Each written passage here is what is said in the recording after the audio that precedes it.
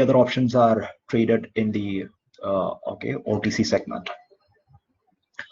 An options is a contract which gives the holder a right to execute the contract on the day of expiry, and that right can be a right to buy.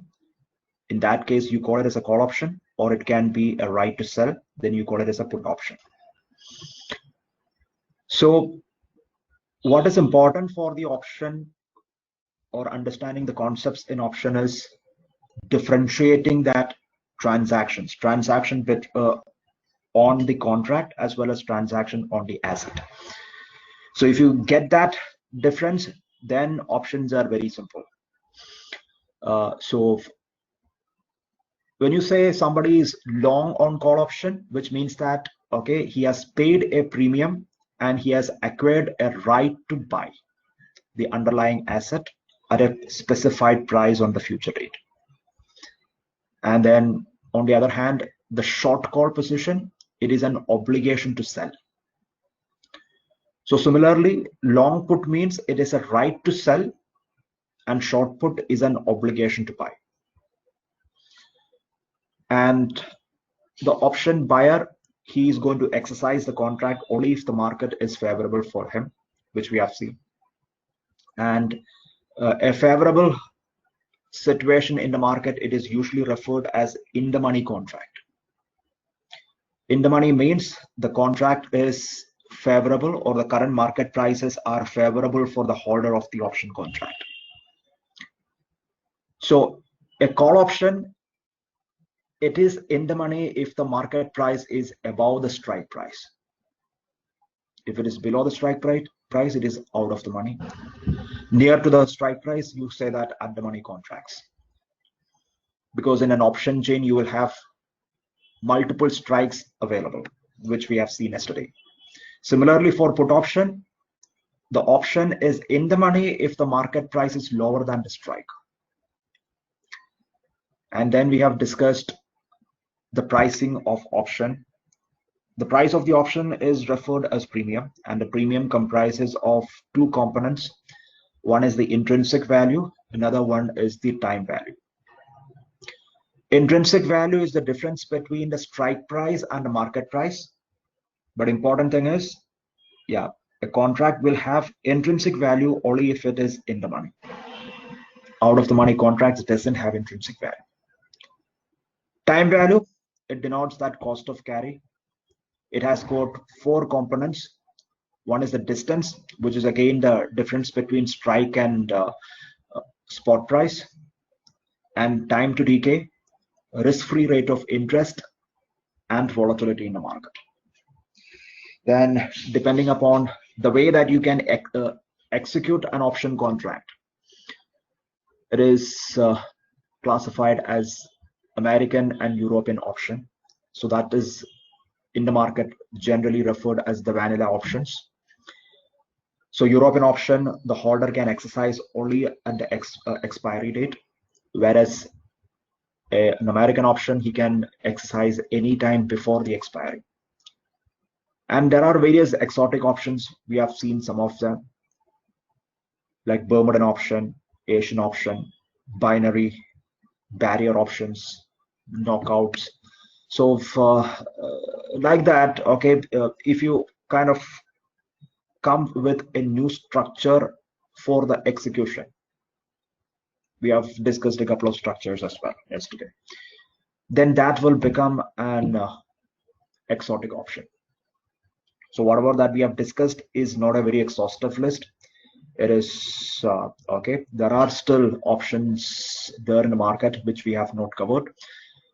Yeah, and many different types can come in the future also. As I said, it's all left to the imagination of the product person to come out with a new structure, new way of executing the option, and you can transact it in the OTC market if you can find a counterparty for that. So this is what about options. So yeah, now if you have any questions, I hope you had a chance to go through the materials in your LMS. Yeah, and if you have any questions, maybe I'll start with that.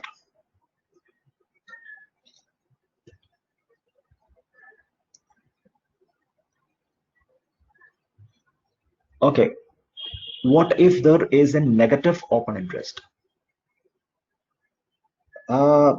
Negative open interest, a zero open interest means there is no contract sold.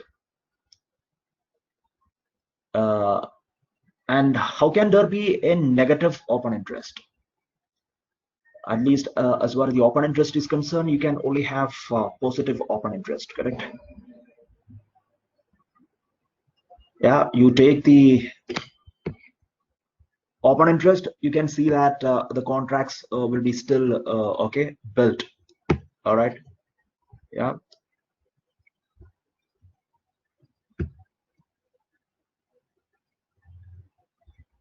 So only yesterday the contracts have kind of started trading. So if you see, you don't see anything like a negative open interest. Open interest can change from okay previous day to today, because yesterday you had okay change in open interest can be negative, but otherwise there won't be any scenario where negative open interest. Yesterday there were some 100 outstanding contracts were there, and then now you have only 95. Then change in open interest will say that -5. So otherwise there won't be a situation where you have a negative open interest.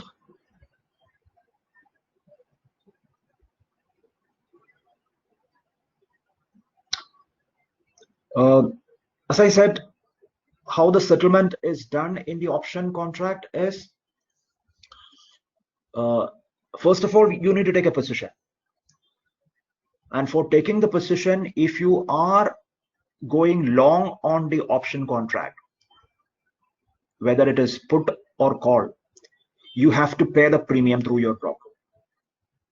All right. And we have seen that you have market makers there, correct? So the first transaction usually happens with the market maker. The premium goes to them. And then if you are taking a short position, since you have unlimited risk, you have to pay the margin specified by the exchange. All right. And then if the contract is expiring in the money, which means that for long position, he is going to make money. And how does that money comes from? Yeah, that money can come from this particular margin, which is kept by the short position. So in that case, the difference between the strike and the spot on the day of expiry, that will be taken out of the margin which is kept. All right. And that will be used for settlement. And then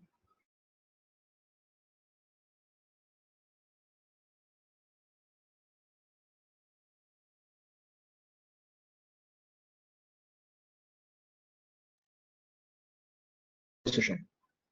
So he is allowing the contract to expire, correct? So there is no execution happens.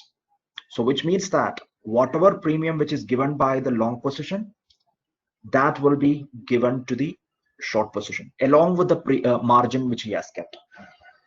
The premium plus the margin will come to the short position if the option is expiring out of the money. All right. So this is how the cash flows are structured when it comes to the settlement process. And depending upon the market, whether it is India or US, the parties involved in the intermediaries can vary. When it comes to India, it is options are settled through the respective clearing houses of both the exchanges. NSE and BSE, they have got their own clearing houses. It is settled through their clearing houses. If you go to US, there is something called an OCC, Option Clearing Corporation. The options are settled through OCC there. All right. So that's how it is. But from a conceptual perspective, this is how it works. You want to take a long position, you pay the premium. Your position is short, okay, you give the margin and stay put till the contract contract is expiring. Because only on the last day of the contract you will know, okay, how much money that you can take or how much money you owe as a part of that particular trade. So that's how it works.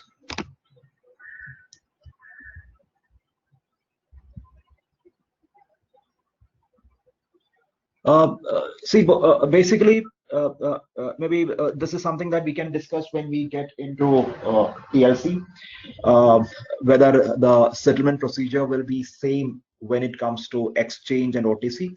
If it's exchange, a good number of, I mean, almost 95% of the process is go through the STP mode. There is no manual intervention which is required on that. Okay, the margins and all those things has to be kept, and exchange will permit the transaction if only the adequate margins are there. Okay, but when it comes to OTC, that depends upon what type of options are traded. And majority of the options, yeah, there is a regulatory requirement is there. It has to be settled through a clearing house. So you can have the trade happening in the OTC, but the settlement of these option contract, most of them, okay, because as I said, so both Dodd-Frank Act as well as EMIR, it has got relevant provisions which requires the participant to get the option contract settled in a clearing house. So that being the case, yeah, they have to report that particular trade to the clearing house. And then in the clearing house, okay, you know how it works, correct? Yeah, we will have a detailed discussion at that time. They will have that particular trade agreement stage, wherein they can match their trade documents through a trade matching platforms. So the settlement goes in that way. All right. So that's how. So that way there is difference.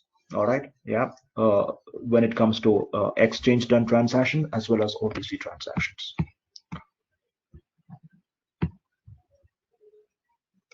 Yeah, in options, yeah, in India that physical settlement is also introduced quite recently. So options are physically settled as well.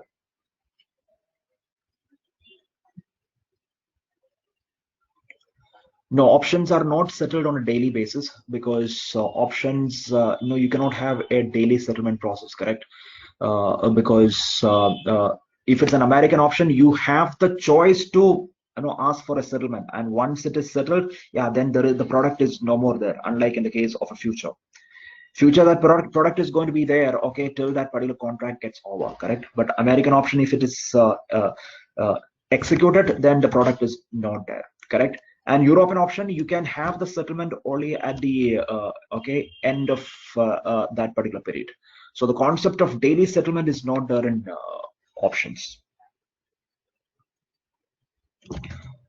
Premium is not settled on a daily basis. Premium is paid the moment you get into the trade. All right. So yeah, we have seen that particular this one, right? Option chain.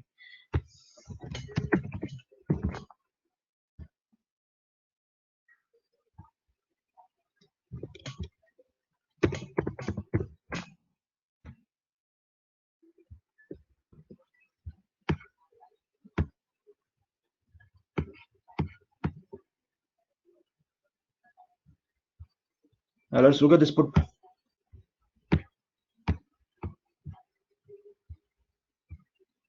Yeah, this is the premium that you have to pay for that.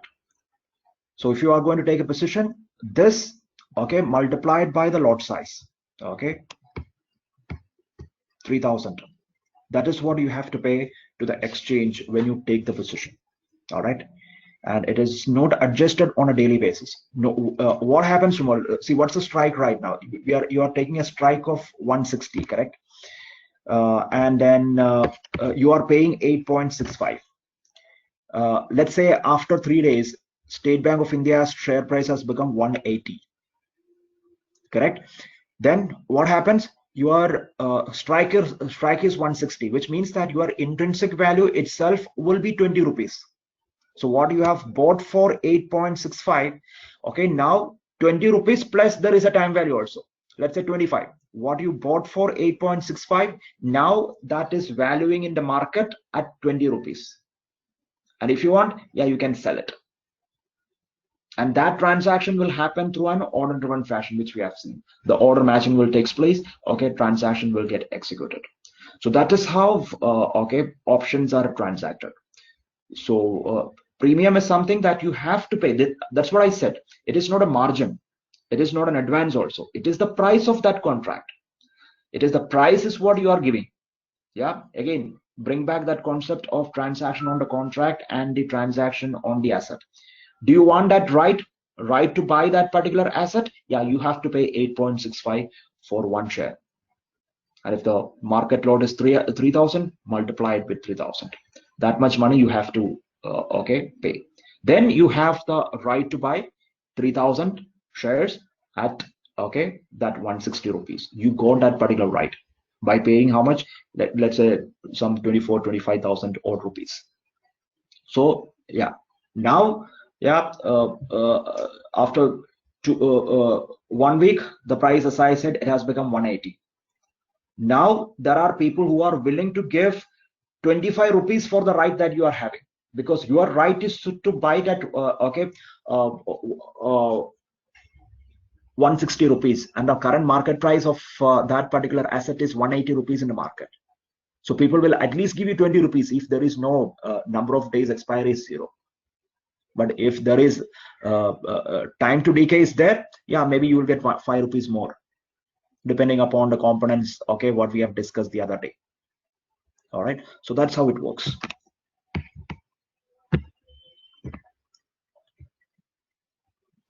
So premium, as I said, you have to take it as the price of the option contract. It is not a margin.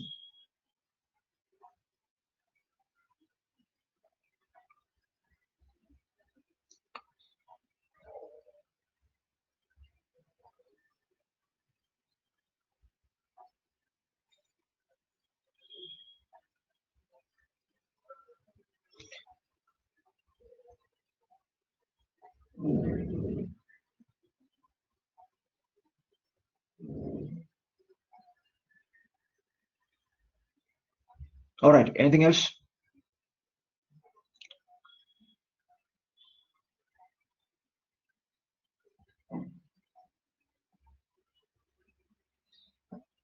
Okay, if no further questions, let's go to foreign exchange now, our next topic.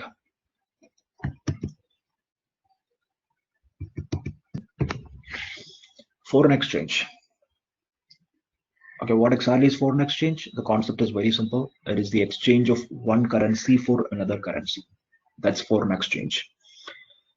Since different countries have, or they are dealing with different currencies to facilitate transactions. The primary need for foreign exchange transaction is to facilitate transaction when transaction happens between countries, when entities in different countries, when they transact between them, there is a need for a foreign currency exchange. So the market for exchanging currencies is what we call forex market.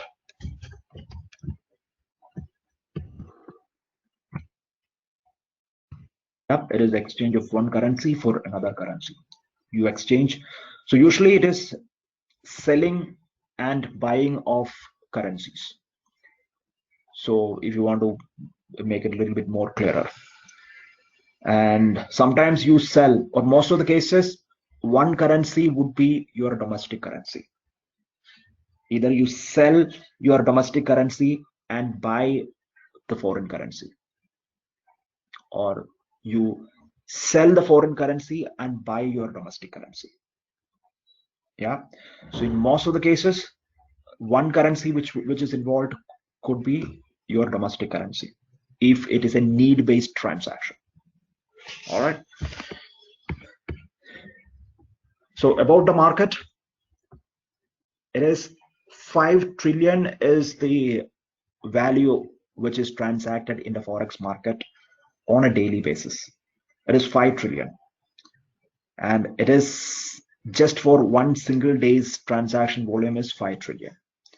So this makes the biggest market whatever that we have seen. You compare it with equity market, fixed income market, derivative market, Derivative market is something like 900 billion, right? Yeah. And this is 5 trillion for one single day. Yeah. So, and needless to say that it is the most liquid market, because what you are transacting is in the most liquid form of an asset, correct? The financial asset, the currencies. So that way, it is the most liquid market. And another thing is, like, look at the transaction volume, 5 trillion in a day, which means that, okay, there is significant liquidity, okay, as far as this particular product is concerned. So for every transaction, there is a buying of a currencies involved and selling of another currencies involved. In most of the cases, one of the currencies which is either bought or sold, it will be your domestic currency. So that is the normal, okay, forex transaction.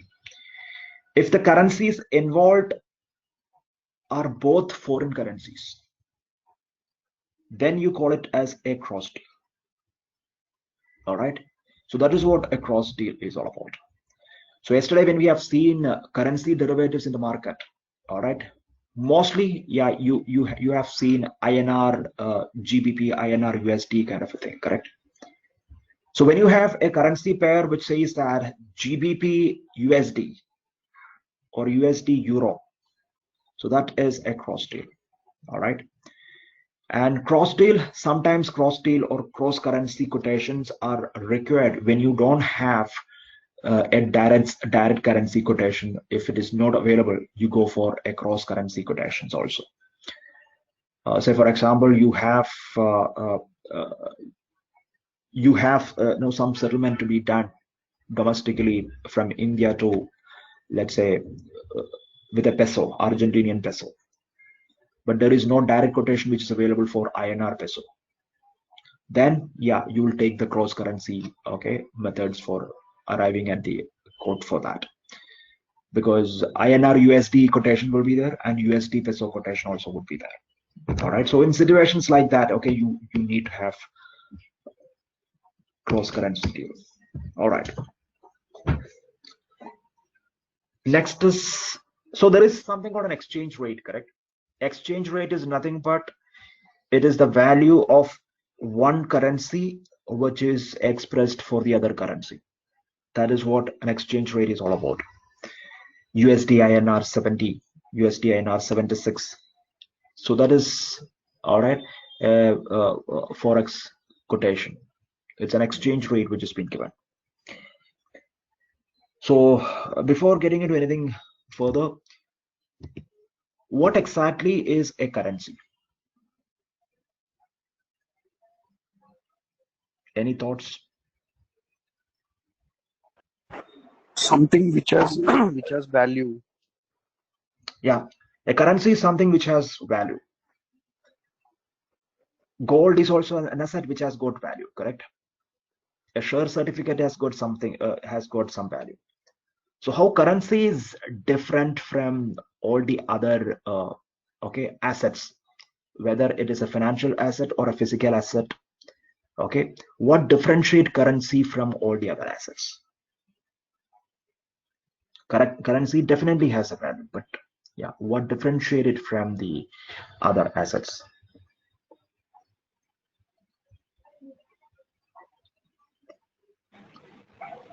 It is a legal tender. Yeah, that's the difference, correct? You call it as a legal tender. What do you mean by a legal tender? Legal tender means it is the common token of exchange. You exchange currency, you will get what you want. That may not be the case when you exchange gold. To some extent, maybe you would get, but share certificate, FD certificate, and all those things, yeah, you cannot. That is not considered as a token of exchange. You cannot exchange it for getting something else in return, correct? So that is what currency. It is the common legal tender, common token of exchange in a jurisdiction, in a country. That is what currency. And you have already said that currency has got value. The value which is written on the face of that particular currency, that is the value of the currency, correct? But what gives value to that currency?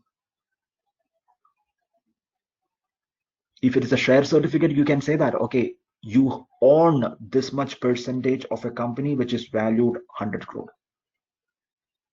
So that gives value to the share certificate. Gold, yeah, it is a precious metal. It has got some utility. So that gives value to that particular metal. But what gives value to a currency note? Yeah, there is a signature which is given, correct? The Reserve Bank governor put his signature there, but it is not just a mere signature. He is actually giving a promise and then putting the signature, correct? If you see the currency note, you can see that there is a promise on the currency.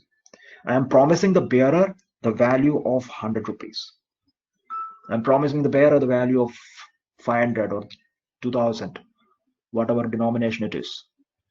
So which essentially means that there is a promise which is given by someone of authority, and that promise is what which gives value to the currency. So you try to exchange currency, yeah, you should get the equivalent value which of that particular denomination. All right. So what if you don't get anything in return? You are trying to exchange a currency note, you are trying to exchange a 500 rupee note, or you are trying to exchange a 100 rupee or a 50 rupee note, but you are not getting any value in return. Then what happens? Then whom do you hold accountable for that situation? Yeah, of course, you can hold the governor accountable for it, correct? You can hold a RBI governor accountable for that situation, because he's the one who has given the promise to you, and he's the his signature is what which is given over there, correct? So who is accountable? It is the Reserve Bank governor is accountable if you don't get the value in return. What does it shows? It shows the importance of maintaining the value of currency. How countries or the central bank authorities maintain the value of currency. That's very critical. That is why you cannot print currencies just like the way that you wish. People are saying that there is no productivity in the country right now because of the lockdown and all those things. Why can't you print money and give it to all the migrant workers? Why can't we do that? If you do it, there are consequences. Who guarantees the value in return? There is no productivity happening, correct? So like that, okay, it is important for whenever the central bank prints currency and circulate it, issues currency notes, they have to ensure that the value of the currency is maintained. And how do they maintain that value? That depends on primarily the different stages of a country's development. Okay, whether it is a developed economy. Okay, now the criterion for or the yardstick for development has changed. We have affluent income group, okay, lower middle income, higher middle income. So the classifications have changed in that way, but still, okay. From a monetary perspective, if a country is, whether a country is developed, developing, underdeveloped, that defines, or that is the reason which makes central banks to resort to an appropriate method of maintaining the value of the currency. Usually at the first level, when the currencies are countries are in the early stages of its development, or countries which has huge natural resources kind of a thing, in such a situation they will go for a fixed currency regime. Okay, so these three methods are which is usually followed. Okay, let's see what's a fixed currency regime. Fixed currency regime is something wherein the value of the currency denomination, or the value of currency which is in circulation, it is pegged against an underlying asset. Usually it is pegged against the gold, the price of gold. In certain cases, certain countries kind of keep some underlying assets in the form of foreign government debts. Yeah, you keep some US treasury bonds, and then based on that one issue currencies. As I said, it is suitable for countries which are in the very early stage of its development. All right. So what's the advantage? Yeah, the scenario which I've said, you are trying to exchange a currency's note and you are not getting anything in return. Who is responsible to give you that particular value? Yeah, the Reserve Bank governor. So if he's keeping adequate gold in the chest, then yeah, you can say, okay, I can give you 100 rupees worth of gold at least, right? So in a very rudimentary stage, in a superfluous way, this is how you can see a fixed currency system. Okay, wherein the value of the currency which is in circulation, it is kept or pegged against an underlying asset which is kept. That doesn't mean that if the Reserve Bank is keeping a gold worth 500 crore, they will put currency worth only 500 crore, correct? The amount of currency in circulation, it can be higher than that also. All right. But as a benchmark, it is linked with the price of the gold. So, yeah, so that is what a fixed exchange rate is all about.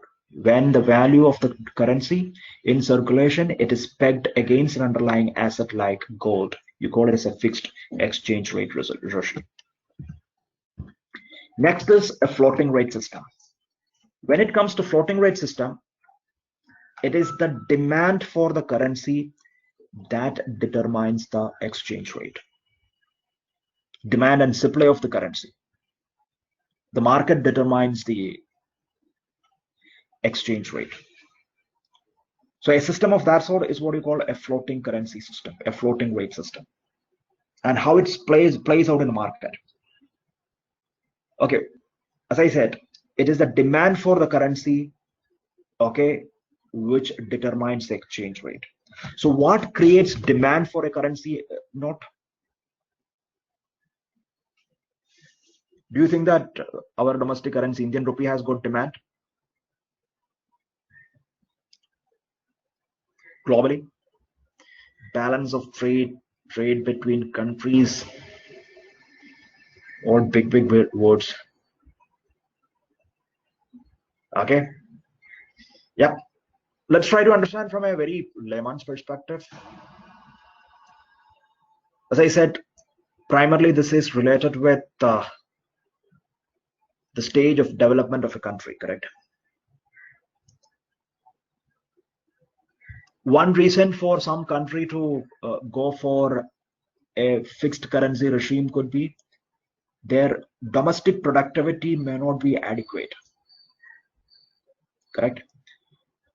Now, the economic activity in the country and the stage of its development, it has taken to a different level, and there are a lot of internal productivity which is going on, which you measure in terms of GDP. The GDP of the country is growing. The country is using its factors of production to the maximum. All right.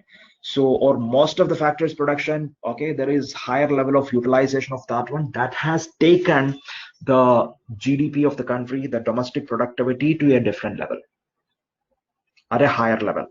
Now you have products.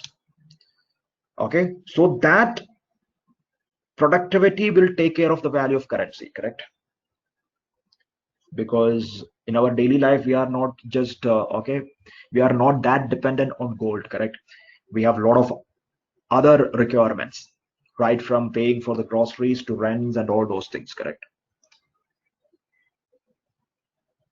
Yeah. So the country has got sufficient for their internal consumption, and still there is surplus for as far as certain items are concerned. Then what do they do with that? They will export it. So when the productivity goes up, the countries started exporting it, correct? So when they export it, and you are buyers in the other country, they have to pay you in your domestic currency, correct? What's the point in you receiving some, let's say some Bangladesh currencies or some Middle East countries currency? You cannot spend it here.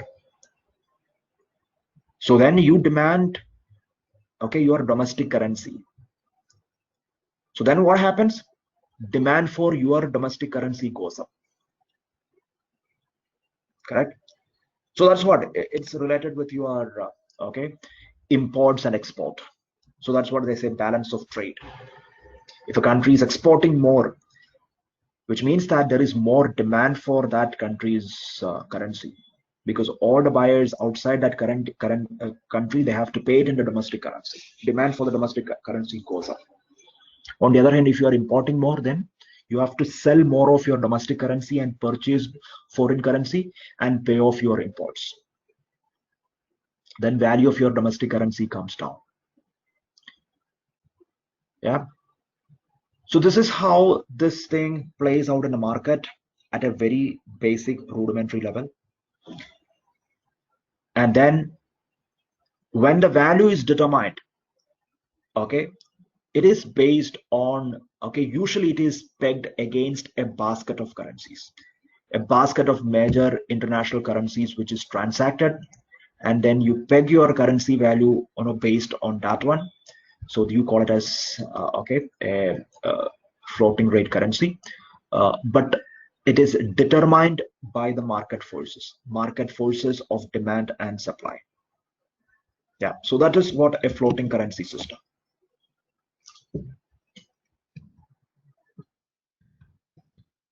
Next is a reserve currency board.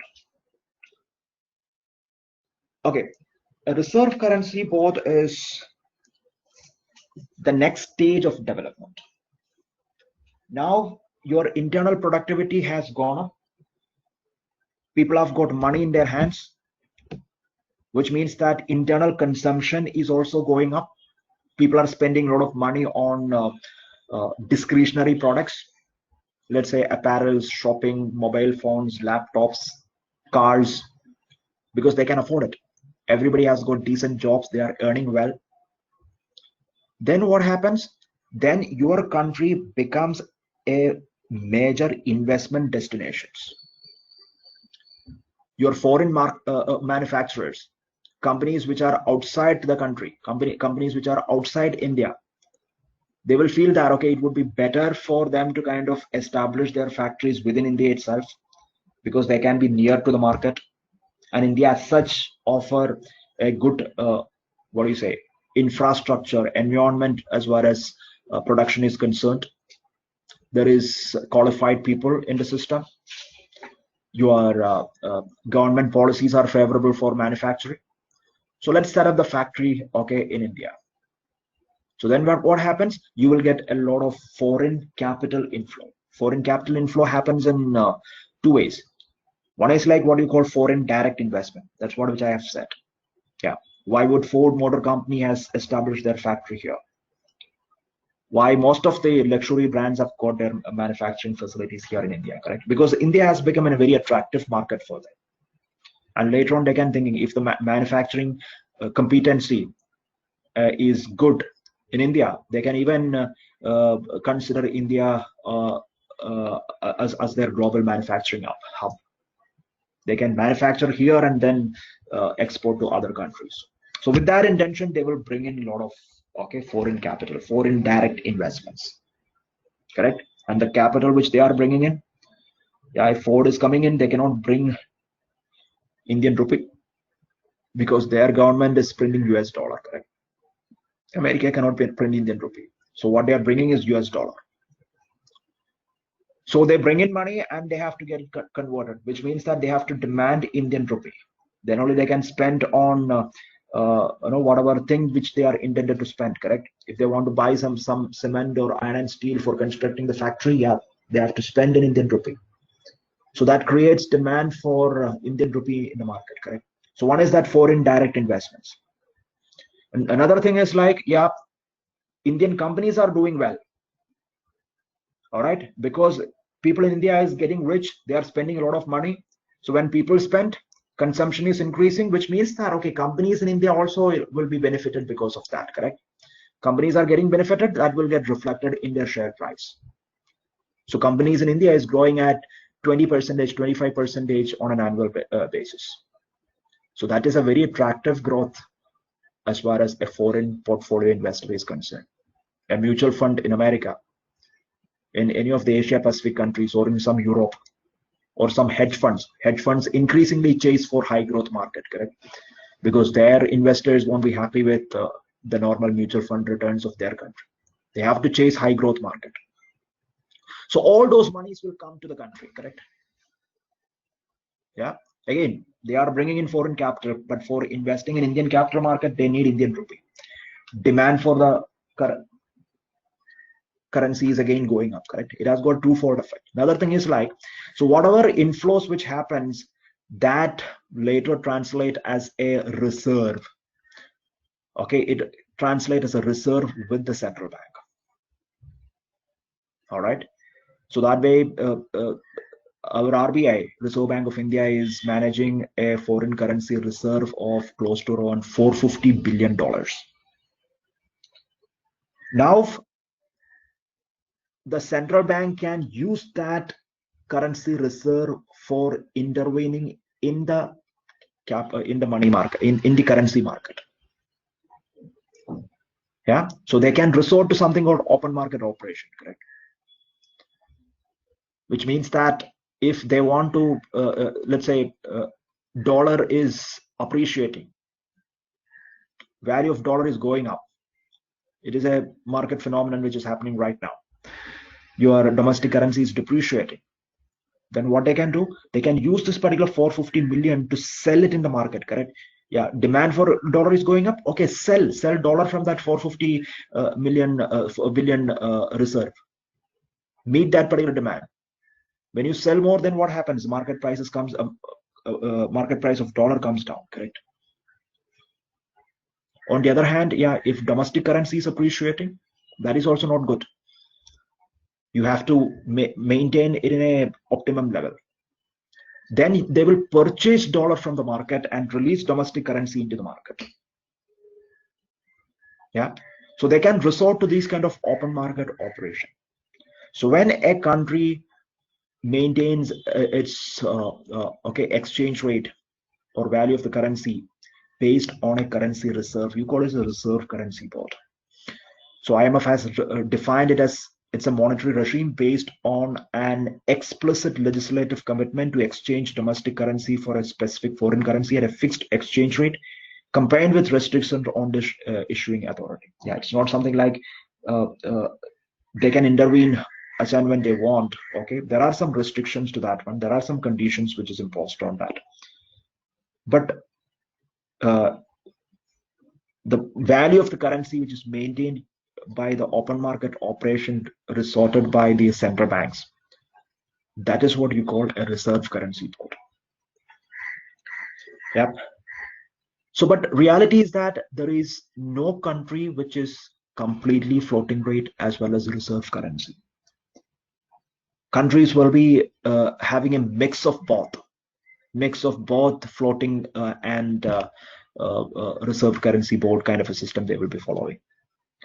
India, it's majorly a floating currency system that we have, but yeah, RBI intervention would be there whenever RBI feels that dollar is breaching that particular comfort range as far as Indian economy is concerned. Yeah, there will be intervention from the RBI side. So yeah, so this is what the concept behind maintaining the value. Okay, you have a fixed currency system, and then you have a floating currency system, and then a reserve currency board as well. So these are okay. So currencies are always expressed in some acronyms which you know. So these are some of the majorly transacted currencies across the world.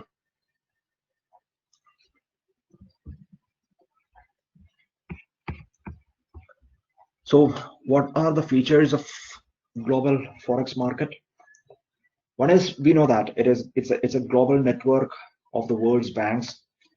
So with no centralized location, the transactions are OTC. That is why you have market maker. When we have discussed code-driven market, the example that we have taken and discussed is currency market. Why? Because that is the most familiar and most transacted item in the code-driven market. So it is an OTC transaction. Okay, there is no specific exchange. Okay, yeah. though we call all these Thomas Cook and Unimoney kind of people as forex people, okay, or foreign exchange, okay. So there is no exchange, okay, exchange within court, kind of an arrangement there, correct? They are basically the market makers, okay. Thomas Cooks and Unimoney, okay, they are market makers, yeah, currency dealers, yeah. So the transaction happens that way, directly between the buyers and sellers, or directly between a market maker and a price taker. So usually how does it work is, okay, your transaction happens in a in different tier. So you have a tier 1 market, okay. So in the tier 1 market, you have individuals and some SMEs, okay, corporates and all, as they are the price takers. Individuals need foreign currency, they go to the market maker. And who's the market maker here?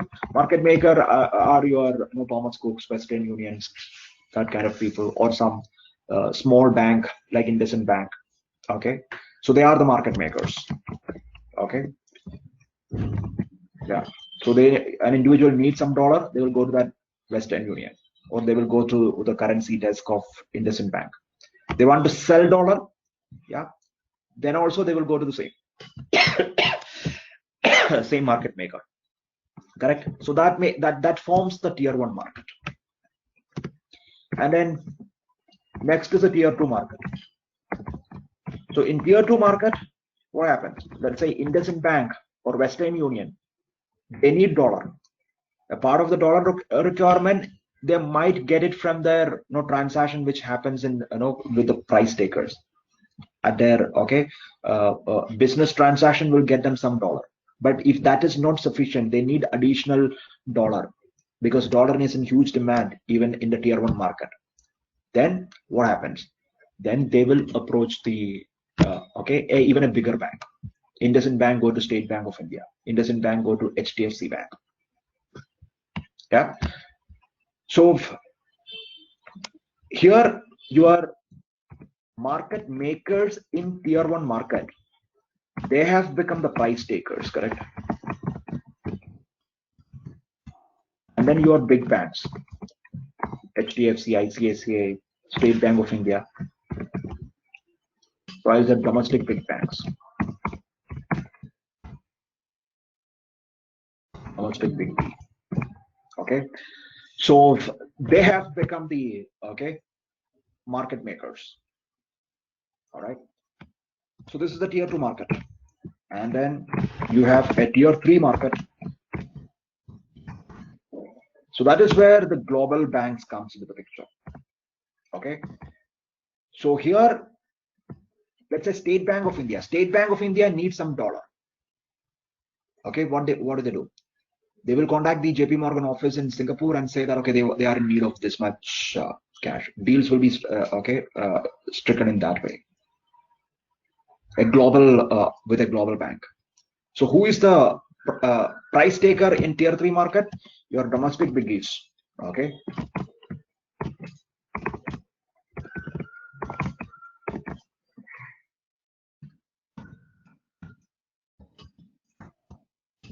Tier 2, correct?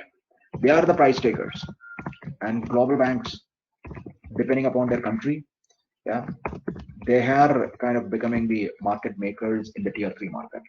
If they want some euro, yeah, HDFC needs some euro, they will have a contract with Deutsche Bank. ICICI Bank need pound, they will have a contract with Barclays Bank. Yeah, so like that, depending upon okay, from which okay country they are. But most of the global banks who are big players in the currency market, they won't be able to transact in any currencies, so they can cater to the requirement.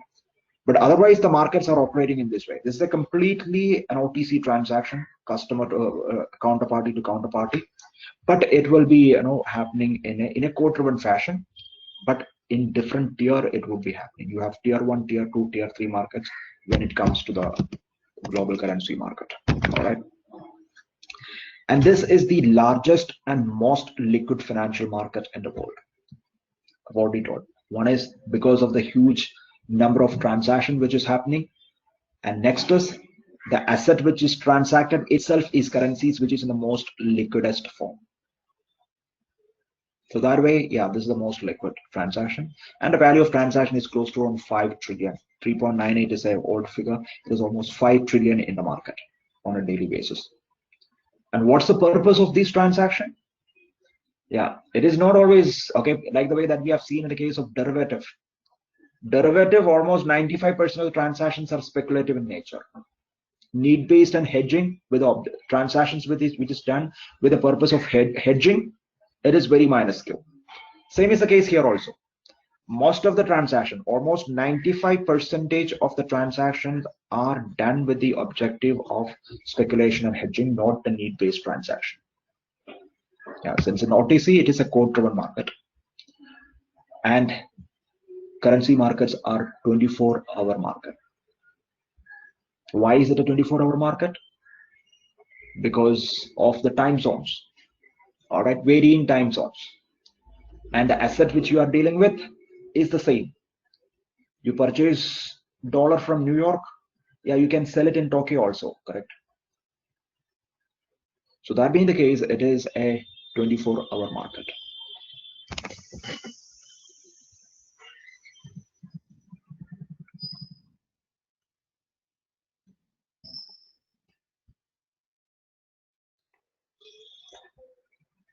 And then again, currencies are not physically traded. Yeah. So if you look for some $50 million transaction, nobody is going to bring it in a container. Okay, it is kind of transferred through wire transfer. Okay, so basically it's a bilateral agreement where it is agreed between the counterparties, and then it is a low margin transaction. You just look at the bid ask quotation on currencies. The spread is what the profit for the market maker. The spread will be very, very low. Okay, why? They don't have to take huge spread. The spread need not be very high because the volume of transaction is very high, correct? 5 trillion, okay, on a daily basis, which means that there is enough meat for everybody to kind of sink in their teeth. So you don't have to charge the customer with high margins. So that spread will be okay, relatively low compared to, you compare with any other asset when it comes to forex transaction. So it's a low margin transaction, and you have the freedom to trade anywhere. Yeah, dollar, you can sell it anywhere. Okay, as I said, New York, London, Tokyo, Singapore, Hong Kong, anywhere you can transact. And yeah, as far as the participant, since the margins are low, it is low cost. Transaction is low cost. So who are the market participants? So the market participant, you can broadly classify them based on the people who transact based on their need, and people who are in the market for speculation, hedging, and arbitrage. Need-based transactions are like an individual. Okay, you are traveling abroad, you are going to United States, you need dollar. Okay, yeah, you have the need for the currency, you transact. Authorized dealers like Unimoney, Western Union, all right, and central authorities like RBI, Federal Reserve, yeah, they will have a need-based transaction. And their requirement for currencies are real and actual. Because when foreign currency is bought in, okay, I've told you, right, that is kept as a reserve in the with the central bank, correct? Yeah. So need-based transactions are like that. You have a need for the actual currency because you want to settle a transaction based on that one. Next is speculation, hedging, and arbitrage. I think all of it we have discussed. I don't know whether we have discussed arbitrage. Yeah. But speculation and hedging, yes. So who is a speculator? A speculator is a person who gets into a transaction with the objective of making a profit based on his view on the asset price movement. That is what a speculator is. And he doesn't have any intention to use the asset, correct? So for example, I am buying dollar. I am expecting right now dollar is 75. I am expecting it to go to 77. So what I'll do is like I'll just spend some. I'll just buy some $10,000. I spend some 750,000 rupees and then buy $10,000. Keep it with me. I have $10,000 with me. What is my intention? I don't intend to travel to United States or anything. But I've just kept it with me because I know that after 2 months, dollar value will become 77 or 78. Once it becomes 78, I will sell it. I'll get 7,80,000 rupees. Correct? What did I do? Okay, I did speculation, correct? On the other hand, dollar from 75, it didn't go up. Dollar price came down to 70. Then what happened? Yeah, then I will lose money, correct? Because I don't have any opportunity to use dollar. Correct? If I am going to US, then I can take it there and I can spend it there. But that's not intention with which I have bought dollar, correct? So what am I doing? I'm basically speculating, correct? So in such cases, you don't really have to buy dollar and keep it. You can even get into a forward contract, which we have seen, correct? If somebody is bullish on the asset, you can simply take a long position in a derivative contract, right? Yeah, you can speculate that way. Hedging, yeah. Hedging is to avoid the risk in a transaction, correct?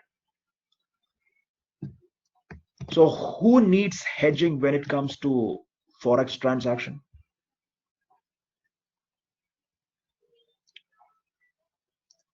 There are a lot of people who needs hedging, but what is it that which is coming to your mind as a top of the mind recall when you say hedging for foreign currency? Yeah, it is the importers and exporters, correct? Importers and exporters. When you import and export, yeah, there is a huge chance of incurring a loss because of change in currency fluctuations, correct? So they need hedging. All right. Next is arbitrage. So who are arbitrage people? Who is an arbitrager? Yeah, a very what do you say, popular way to understand, or the popular way people what do you say understand this concept is like you buy it from one market and sell it in another market. Yeah, buy one in market, another trade another market, correct? But that's not the right way to understand an arbitrager. Okay, an arbitrager is a person who wants to make profit without taking any risk, or in other words, he wants to make a riskless profit. So there are different ways to do arbitrage. Buying from one market and selling in another market. Okay, buy from NSE, sell in BSE. That is just one way of doing arbitrage. So basically, arbitragers, that's the common approach. So that's why you say that, okay, you simultaneously buy and sell the asset in two different markets. And this two different markets is not always two different exchanges. You can have arbitrage, okay, by doing buying and selling in cash market as well as derivative market also, which is called cost carry arbitrage, reverse cost carry arbitrage. Like that, there are different methods of doing arbitrage. All right, yeah. So the right way to understand arbitrage is, an arbitrager is a person who wants to make a riskless profit. Okay, he is not prepared to take any risk, and he will take a market position only if he is sure that he is not going to incur any loss. That kind of a person. So the simplest way to do that one, if you see 100 rupees NSE, same time you are seeing 105, and if the transaction cost is also can be justified, yeah. So he will buy it from NSE and sell it in BSE at 105. 5 rupees riskless profit he will make. So as I said, you can do arbitrage if there is mispricing in cash market and derivative market. That is where the understanding of cost, that cost of carry is very important. Your cost carry arbitrage and reverse cost carry arbitrage is based on that. Yeah. So that is what an arbitrage is all about. So yeah, the parties involved can be the market makers, international corporations, companies, fund managers. So fund managers who's let's say an Indian mutual fund company, they have raised some 500 crore to invest in US securities. It's an international fund. They are going to invest in US securities. Yeah. So between the time the fund mobilization and the deployment in US market, there can be exchange rate risk. Or similarly, the maturity of the fund has come, and then he wants to kind of repatriate that particular investment. He's liquidating the assets in the United States and repatriating that money to India. So in this entire process, yeah, exchange rates can change, and that can translate into a loss, or that can completely impair the profitability of that particular fund. In such cases, the fund managers, okay, investment banks, brokerage houses, all of them, okay, they need to get into an arbitrage transaction.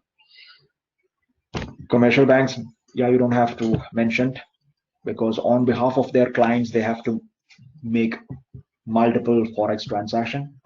So depending upon their exposure into the in the currency, they also need a hedging kind of a arrangement.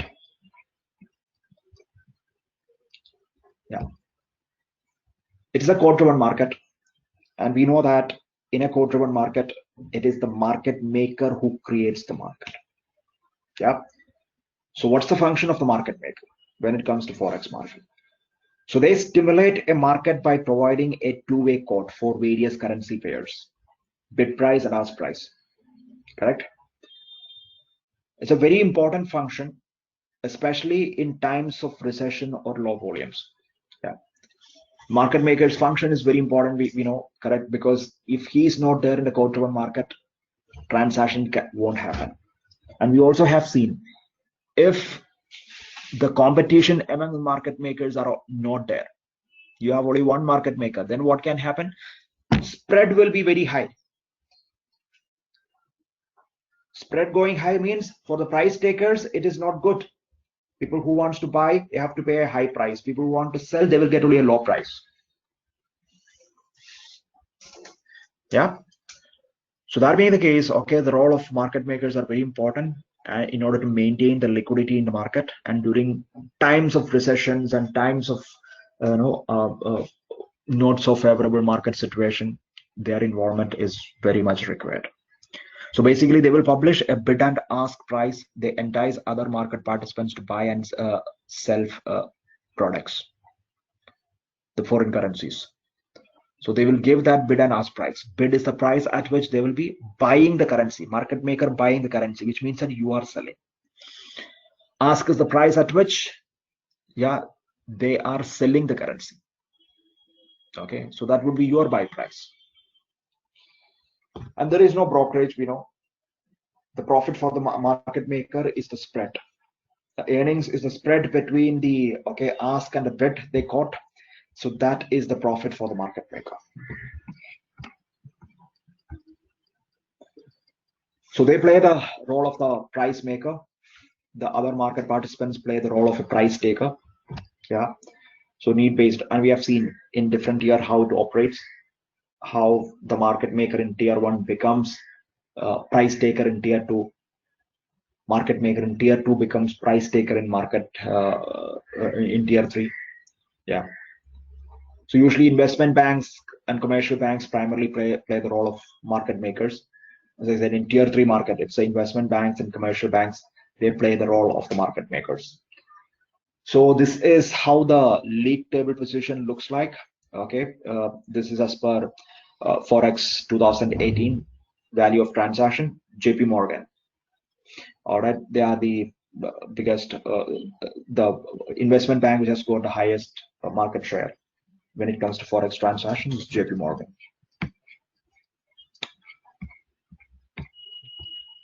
So what are the different methods of executing a forex transaction?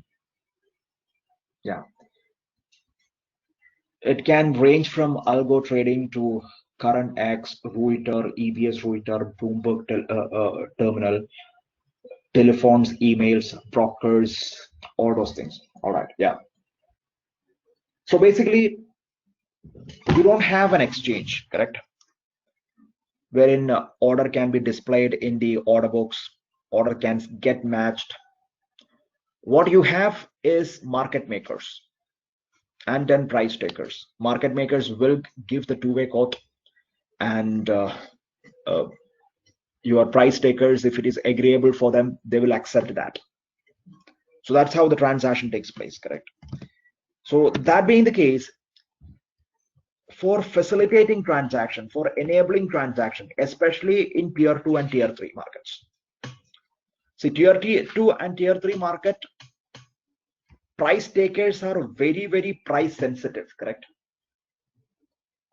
Because that's the price at which they are going to buy and sell to their customers, to their price takers.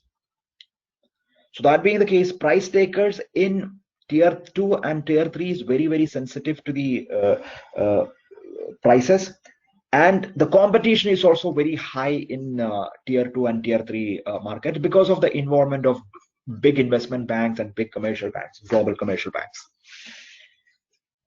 Yeah. So to enable or facilitate transaction, one is like you need the support of a currency aggregator.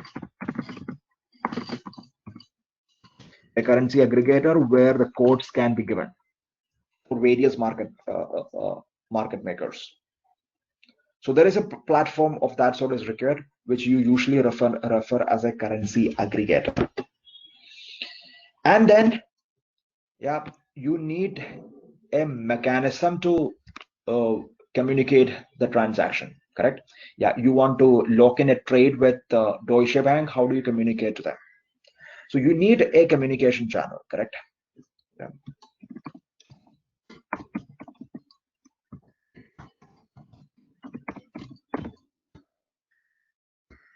Next is, you need to know the actual state of the market, correct? Yeah. So for basically, you need to know, okay, what was the rate at which the latest GBP US dollar transaction happened? What's the rate at which the last US dollar euro transaction happened? Just like the way that we can watch equity market and see the last transaction in State Bank of India was at 155. Okay, now it is 156. Now it has gone down to 154. So like that, we can actually watch and then get a sense of the market, correct? And you will see what is actually happening in the market, correct? So you need to have, okay, that sense of the market when it comes to tier 2 and tier 3 transaction. So for that, you need the service of a price ticker. It's like the way we have seen the stock ticker, you need a service of a price ticker. Okay, yeah. So these are the enabling factors for facilitating transactions in tier 2 and tier 3 markets. All right. So platforms like Current X, FX Hall, FX Connect. Okay. So all of that are your currency aggregators. Okay, where the platform given for the market makers give the quote and then get the transactions locked in, that is used. And then Reuter, EBS, Bloomberg terminals, these are all basically, okay, price ticker services. They will give you the market information. All right. Yeah. And then you have your conventional methods of telephone and emails wherein transactions can get done. Next is algo trading. What is algo trading? Algo trading is nothing but, that is what you use it for usually for your arbitrage trading. Arbitrage is facilitated through algo trading. Algo trading is nothing but trading using an algorithm. All right, a mathematical algorithm, which means that a computer software. Yeah. So this arbitrage opportunities in the market, it will not be there. It won't remain there for long because there are a lot of market participants who want to take advantage of that particular situation. Correct. So within seconds, the arbitrage opportunity will go off. If we relate it with the stocks level, you are seeing the price of a stock at 100 rupee, and then you are seeing it at 105 in the other market. So what do? Let's say NSE is 100, BSE is 105. You start buying from NSE and then sell it in BSE. So when you buy it in NSE, the price will go up. When you sell it in BSE, the price in BSE comes down. So when this transaction happens, multiple transaction happens, what will happen? Ultimately, price of NSE and BSE becomes equal. So this arbitrage opportunity, as I said, it won't remain there for long. So if you are kind of trying to do arbitrage with manual inputting of transactions, yeah, it won't work because in split seconds that opportunity will go off. So for that, you have to design software applications which can spot arbitrage opportunities and then execute a transaction automatically. So that is what your algo trading. So these are all very high frequency trade which happens in the market. All right. Yeah. And this can be even more complicated when it comes to cash to derivative market or cash to futures arbitrage. When you do that, yeah, you have to calculate the cost of carry. You have to find out the theoretical value, change in interest rate, how it will affect. So all these data inputs, okay, yeah, if you are going to manually type in and then, okay, do the math and then find out the, okay, whether the price is in premium or in discount and then take your position, yeah, things will change within that time. So that being the case, yeah, you will create an algorithm or a kind of a computer application for executing the trade. That is what algo trading is all about.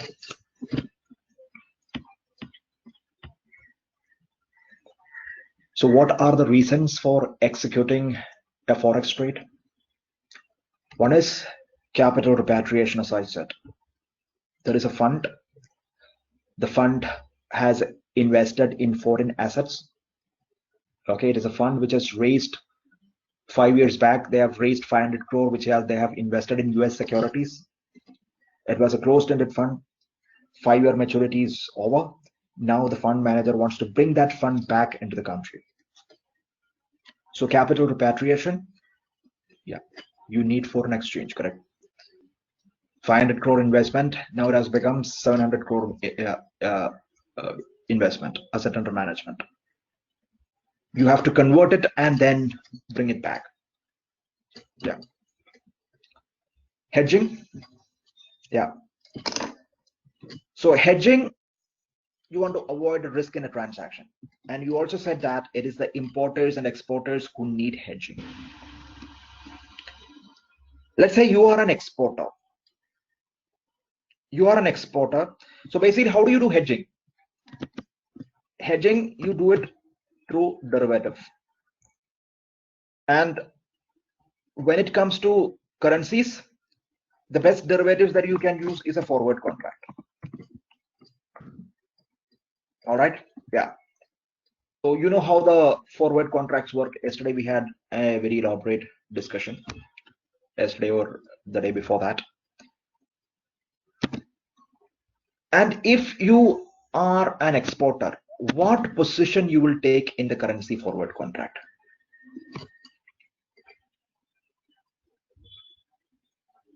You are an exporter, and what position you will take in the forward contract? Short position. You take a short position. All right. Yeah.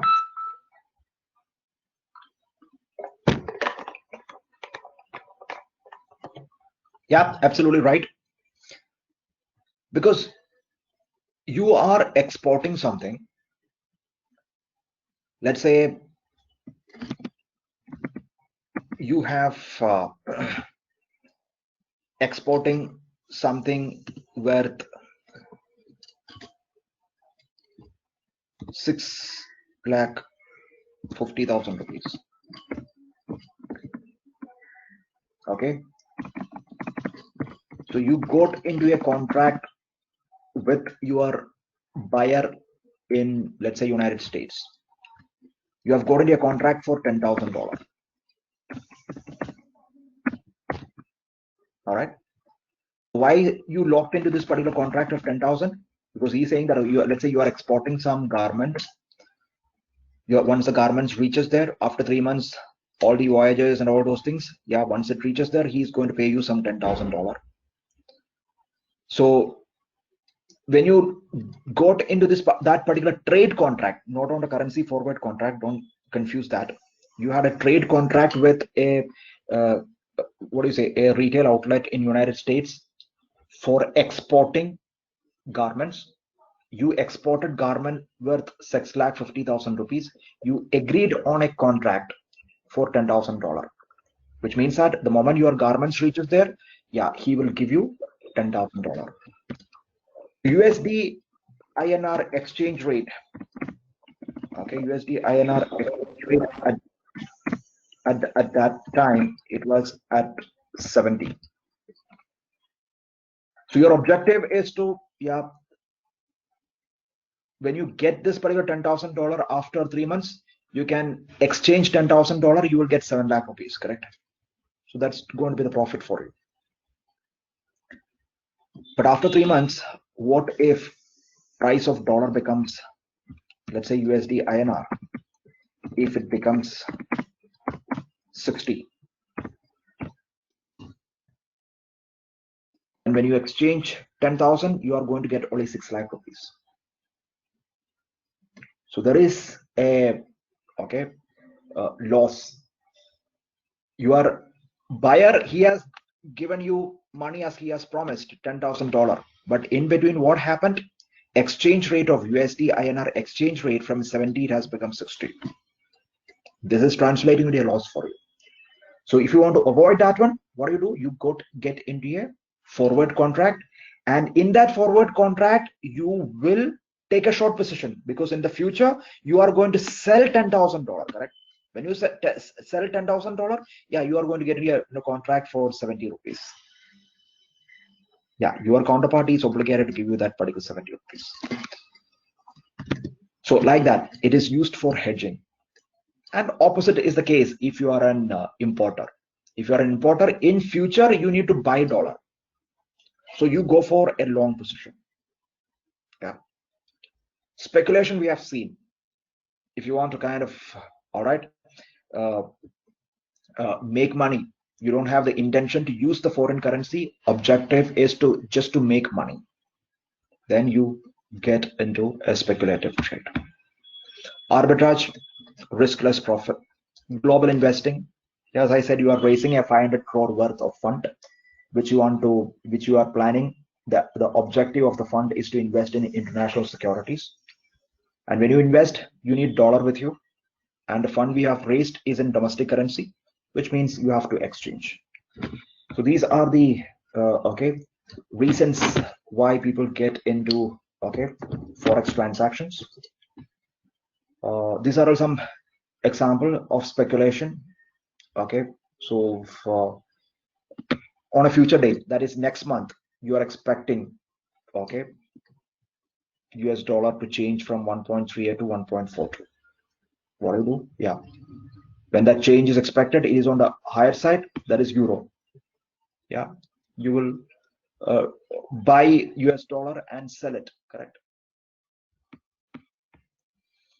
Arbitrage in the US market, GBP euro is quoting at 1.2105. London market, it is at 1.2100. Yeah, what you do is like, yeah, you buy in euro, okay, and then buy euro, and in buy GBP and sell euro for 1 lakh to 1. That is in London market, and sell GBP and buy euro. Then it is at 1.2105. So difference between that is 50,000 euro. You make profit out of that. So you are doing it simultaneously. Transaction is done. in US market and London market simultaneously. So there is no risk in that. So that is arbitrage. Hedging we have seen, okay, if you have a transaction which is, okay, happening in the future, and then you want to hedge the transaction, you want to avoid that particular risk, like in the case of an exporter or importer. Similar thing can be used, okay, for an fund manager also. If fund manager is investing money and he knows that 500 crore is what he has raised, and in the next 15-20 days he has to invest and he needs dollar for that one, so he can lock in a price by getting a forward contract wherein he will be buying, he will be going long on dollar in that contract. Yeah. Next is tips. Maybe we will take a 10 minutes break and then resume the session. All right. So we will, you can be back by 11:32, right? So let's resume the session by 11:32.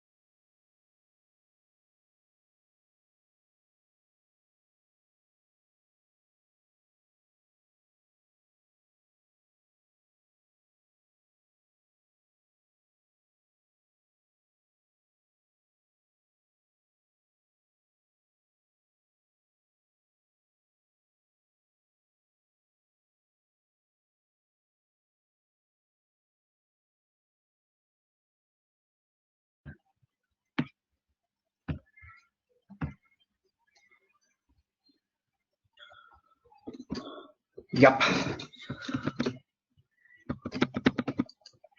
Next is PEPS. So what exactly is PEPS? PEPS is it stands for percentage in point. So this is the smallest change the price or the exchange rate can have. So that is what a PEP is all about, and it's a very important because so why is it important is because how this forex rates are expressed. So usually forex rates are expressed up to 4 decimals. So for example, USD INR, it is 75.8765. Yeah, 8277. So up to 4 decimal places it is okay expressed. So what is PIPS? It is the smallest degree of change this particular exchange rate can have. That is what a PIP is all about. And there are some currencies like Japanese yen, it is expressed only up to 2 decimal places. All right. So in such cases, what happen? The PIP will change, correct? If it is something like Japanese yen's denomination will be slightly higher, just but to give that one, I'm just saying. For USD INR, for USD, it will be the PIP is going to be 0. Yeah, and Japanese yen PIP is going to be 0.01. So that way, it is the smallest degree of change that a currency exchange rate can have. That is what a PIP is all about. Yep.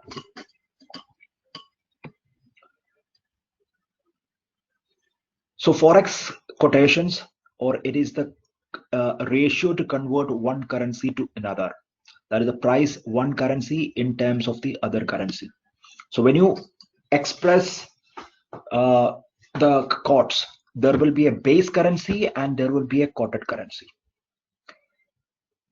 The way that you need to see that one is like base currency is given in quantity and quoted currency will be in its value.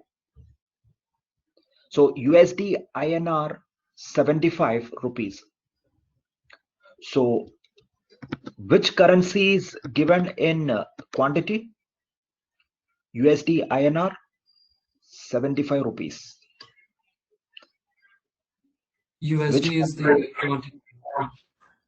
Yeah, USD is in quantity, correct? It is $1 US. $1 US is equivalent to 75 Indian rupee. Indian rupee, that is in value. So the base currency will be your US dollar. Quoted currency is Indian rupee. So that way, that's how your forex codes are given, keeping one currency as the base currency and another currency as the quoted currency. Base currency is in quantity, quoted currency is in value. So that is what your exchange rate. So base currency is the first currency. So base currency is what you usually give in the beginning first, and quoted currency will be the second. So USD INR. When you say USD INR, USD is the base currency. INR is the quoted currency. 1 USD is equal to 75.8277. Yeah. GBP euro. And currencies rates are always given in this way: 1.1115, 1.1118. So basically, the first one which is given is the bid. The second one is the ask. So 1 GBP, okay, yeah, bid price is 1.115. All right. So which means that if you are okay, this is the price at which the market maker will be buying GBP, and this is the price at which market maker will be selling GBP. So that way also you try to get a relation. Base is what you are always selling, buying. Okay, yeah. So if you can just anchor your concept in that way, then later on when you get into the actual conversions and actual this one, you will not confuse that one.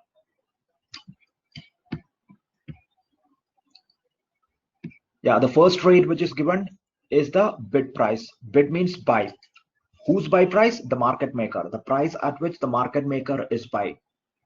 which means that for you it is the sell price. For the price taker, it is the sell price. Ask price is the sell price, the price at which market maker is selling. And for the price taker, that is the buy price. So difference between the bid and ask, that is the spread. So you will be buying the base currency and selling the ask currency. Okay, you are buying the British pound and selling the euro at this, and you are selling the base currency at 1.1118 and buying the ask currency. And difference between that, the market maker will a profit of that one, profit of 33,355. So this currency quotations can be given as a direct quotation as well as an indirect quotation. So now what is the difference between direct quotation and an indirect quotation? So you can say that in a direct quotation, your base currency will be the foreign currency and quoted currency will be the domestic currency. Yeah, base currency is foreign currency, quoted currency domestic currency. Foreign currency will be in quantity and domestic currency will be in value. So that is direct quotation. So price of foreign currency in domestic currency, the price of 1 unit of foreign currency and what is the value that you have to pay it in domestic currency. That is what direct quotation. All right, yeah. So indirect quotation, it is the opposite of that, correct? In the case of USD INR 70, yeah. So it's an example of that one. So which is the base currency here? USD. So which is the foreign currency in our example.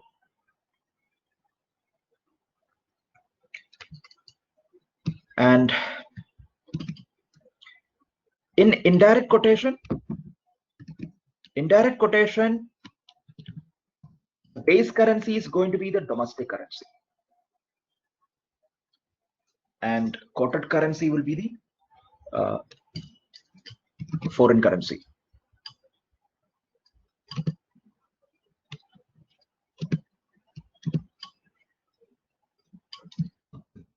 INR USD.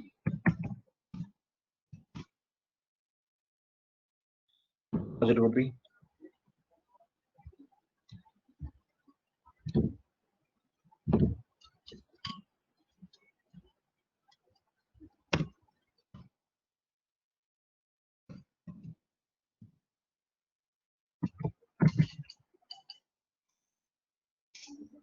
Okay, 0.0133, which means that for 1 INR you have to pay USD 0.1333 or 0.133 cents that you have to give. So this is okay, indirect quotation.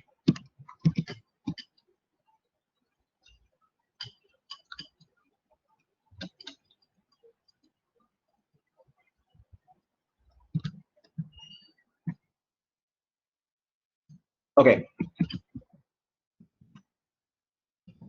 So there is an indirect quotation which has been given. INR USD 0.0133 and you are managing the currency desk. Let's say you are managing the currency desk of HDFC Bank and you have one of your client is transferring some 10,000 US dollar from his New York account, Wells Fargo account in New York. From there, he is transferring some $10,000 to the HDFC Bank. To HDFC Bank, you cannot credit dollar. You can only credit Indian rupee. Yeah, but you can convert. The rate is given INR USD 0.0133. All right. So how much money you will credit into your client's account?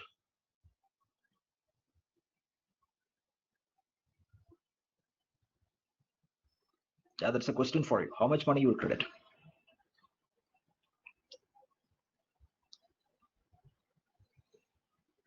$7,51,879. Okay. 0.6992, 4 decimal places. Okay. Sure. Yes. All right. Yep.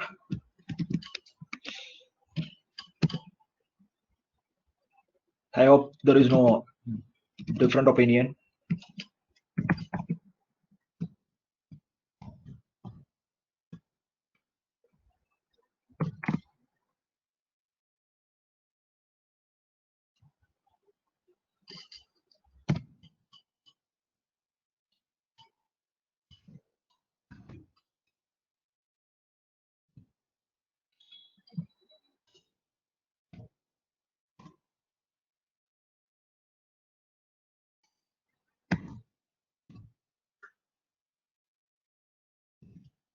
$350 is transferred. USD INR exchange rate is 75.1234. How much money you will credit?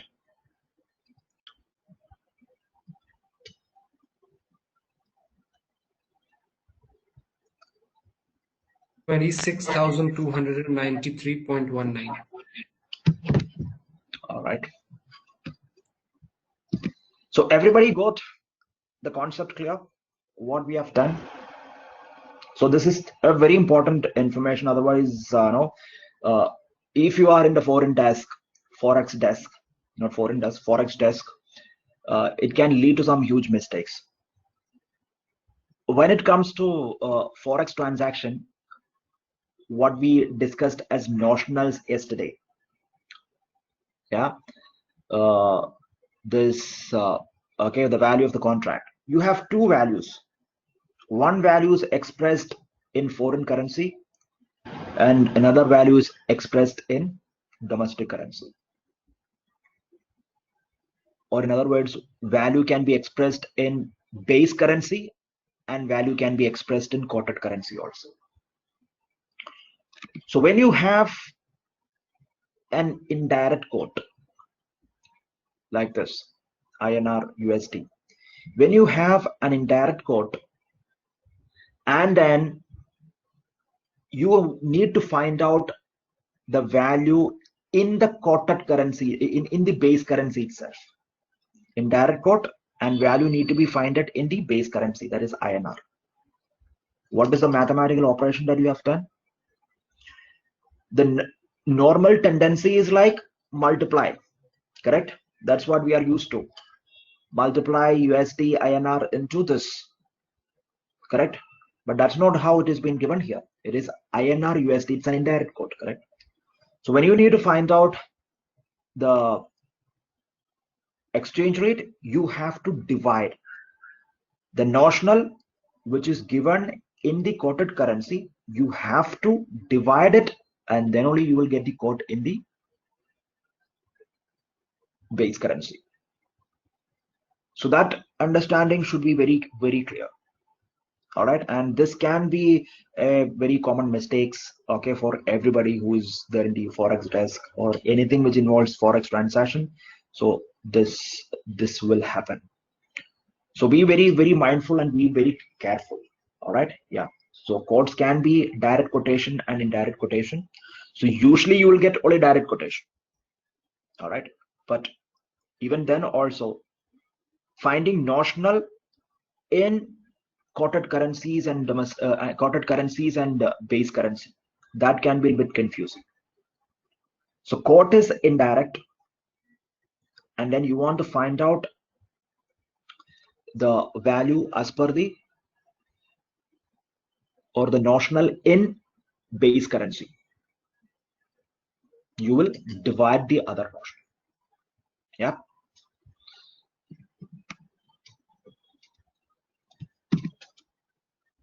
Is that okay with everybody? Yeah.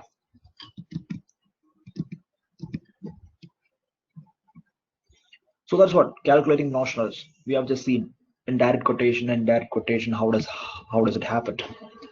So why this market conventions? Yeah, why this indirect quotation, direct quotation? That depends upon which jurisdiction, which market that you deal with. In certain markets, quotes are given as indirect quotation. Okay, newspapers in Europe, UK, Australia, New Zealand, they use the indirect quotations. Okay, and the same convention is also followed in Bloomberg. So depending upon your pricing vendor and which market that you are referring to, you have to take the quotations appropriately. So trade economics, yeah, the data which is used and which is essential for the settlement of a transaction. Trade date, that is the date on which the trade is agreed. Settlement date, date on which the funds are exchanged. That's the settlement date. Currency one, the first currency. You need two currencies, right? Currency two, the second currency. Notional one is the value in the first currency. Notional two is the values in the second currency. Exchange rate, the rate at which the conversion takes place. Direction, whether you are buying or you are selling the currency. Counterparty, counterparty will be known since it's an OTC transaction. So now how this Forex transaction, the types of Forex transaction, okay, and how the transactions are settled. It can be cash, swap, spot, TOM, NDF, forward, and options. These are the basic types of settlement which is there in a Forex transaction. See the primary, so what is a default settlement in a Forex transaction? If no instruction given to the bank, okay, no instruction given to your party, the default settlement is going to be spot. So a spot settlement is something like it is transaction plus 2 days. Transaction happens after 2 days, the settlement happens as per the transaction days exchange rate. That is what spot transaction is all about. Let's say your friend is transferring some money, again 10,000 US dollar on a Monday. You are not giving any instruction to the bank. Then when do you get a settlement? You will get a settlement on Wednesday as per Monday's spot rate. All right. Next settlement is TOM or TOM. That is transaction plus 1 day. So here you have to instruct the bank. I want a TOM settlement. So transaction happens on Monday and settlement happens on Tuesday. As per Monday's TOM rate. That is what TOM is all about. Next is cash. Cash is T plus 0. Transaction and settlement both happens on the same day. Yeah, that is okay. Cash. Monday transfer is happening. You will get a settlement credit also on Monday as per Monday's cash rate. So this is how these are the three types of settlement which is most commonly followed, and then you can have a forward also. Forward is something wherein any settlement which is more than T plus 2. It can be 3 days, 4 days, 10 days, 1 month, 6 months, 1 year, 2 year. Anything can be the period. Then you call it as a forward settlement. So any settlement which takes more than T plus 2, that's forward. So in a usual transaction, as I said, it is the default is spot. Otherwise, the most commonly done is TOM, cash, and all for your regular settlements. Okay, for your current transaction, these are the three methods which is followed, and forwards are for future transaction, which you know, more like a derivative transaction. It happens. So what happens is like on a given day, bank will give you these three rates. On Monday, bank will have a rate for spot, and they will have a rate for UMM, and they will have a rate for cash also.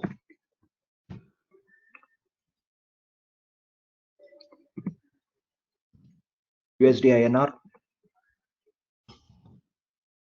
75, 65, 78. TOM would be 75, 5436. Cash would be 75 and 345.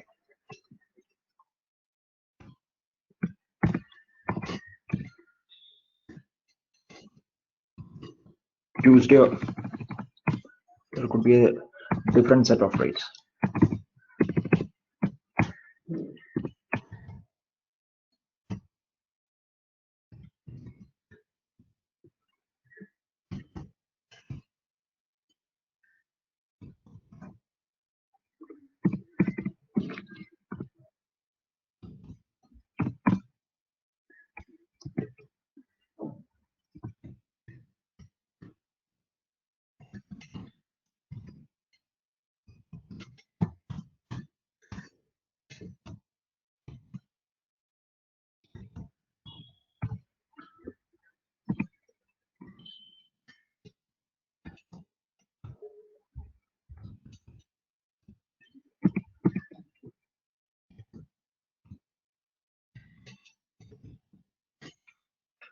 Yep, these are the rates every day. Okay, these rates will be changing.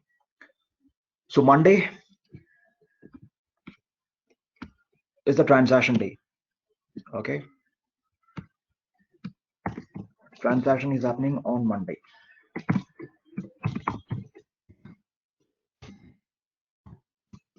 And settlement is spot.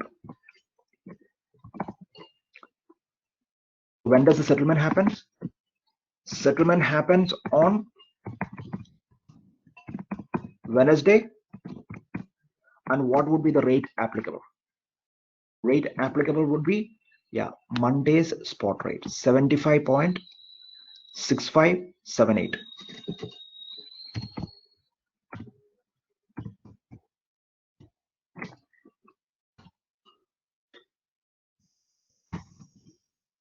Transaction Monday, and it's going to be TOMM settlement. Settlement happens on Wednesday, and rate is going to be this rate, 75.5436.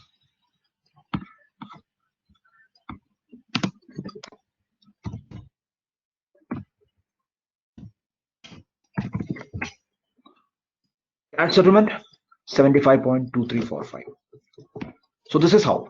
That is Monday itself you will get a credit into the account. All right. So you can see that spot rate will be always higher than the other two rates. Yeah, it's TOM will be slightly lower than the spot. Cash will be even lower than this. This is how the market works. All right. Yeah, you know, you can understand the reasons also, because this is the bank is giving the credit after 2 days. Here you are asking the bank to credit 1 day earlier than usual. So you'll get only this one. So if $10,000, you will get 7,56,578 on Wednesday if it's spot. If it's a TOM settlement on Tuesday, you will get 7,55,436.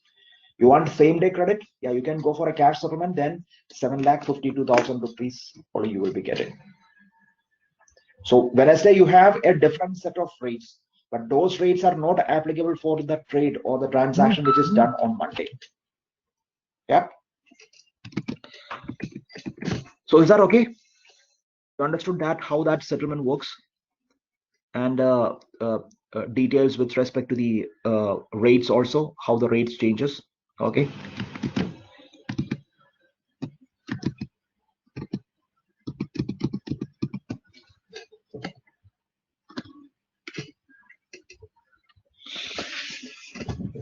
All right, so trade date 5th May, settlement date also will be the same. Notional 1, notional 2, Euro USD. You can see the exchange rate. TOMM, all right, yeah. Transaction happening on 5th May, and then settlement is happening on 6th May. Exchange rate. Spot is on the same.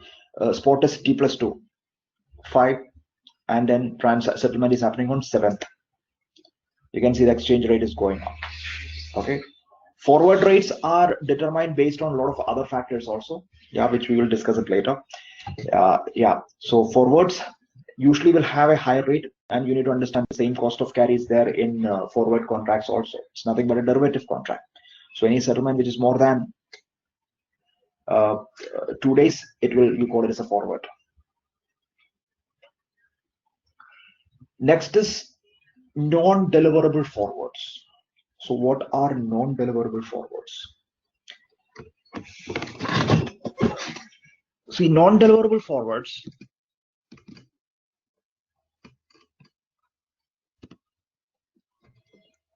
the first thing that you need to understand about non-deliverable forwards are, yeah, they are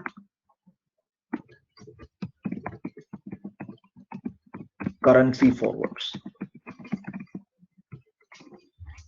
Okay, they are currency forwards which is entered on a currency which is either illiquid or non-convertible.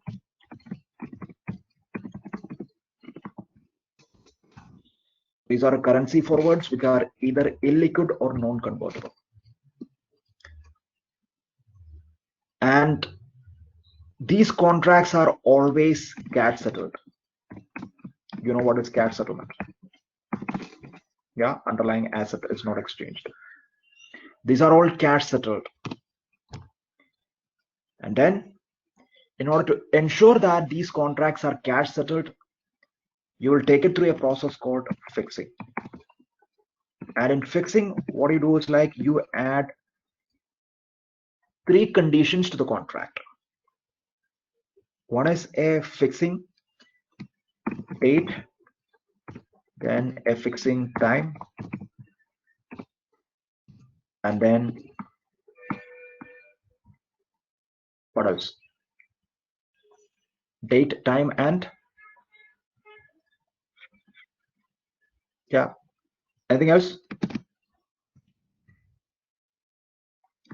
Yeah, you will add a fixing source.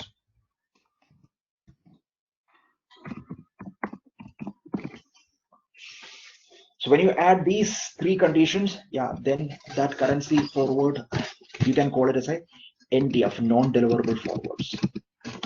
Okay, so it is a currency forward which is entered on a currency which is either illiquid or non-convertible, and this is a contract which is always cash settled.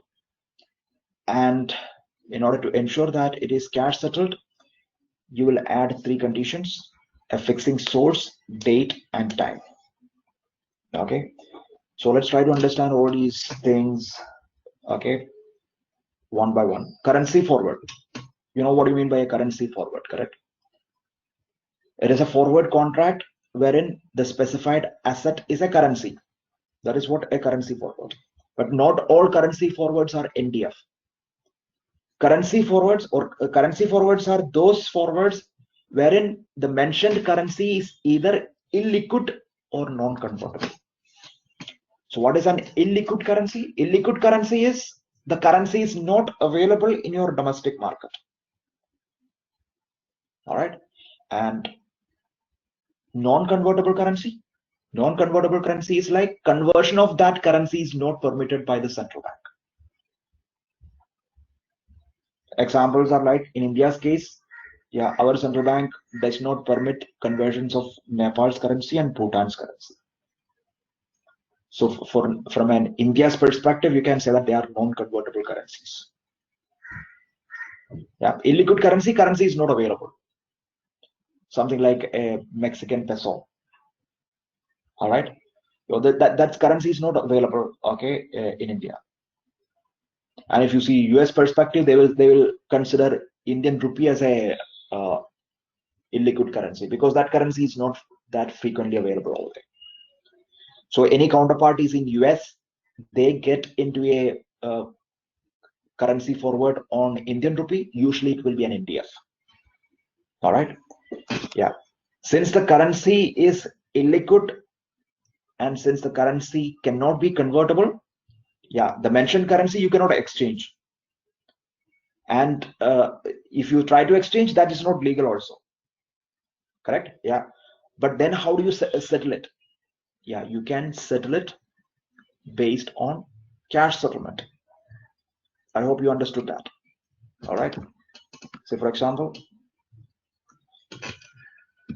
let's say exchange 1,000 pesos.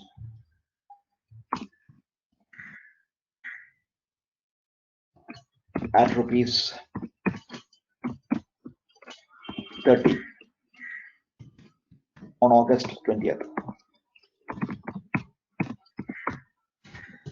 Exchange 1,000 pesos at rupees 30 on August 20th. So this is the contract.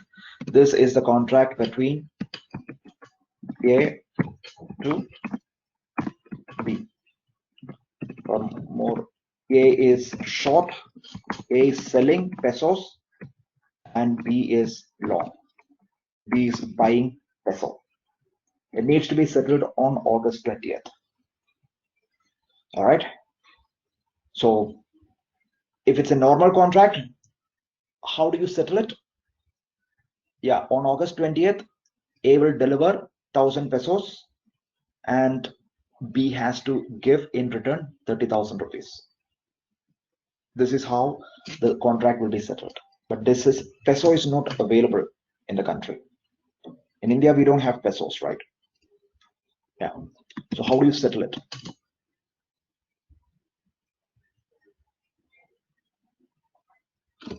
Yeah, that's a question for you. How do you settle it?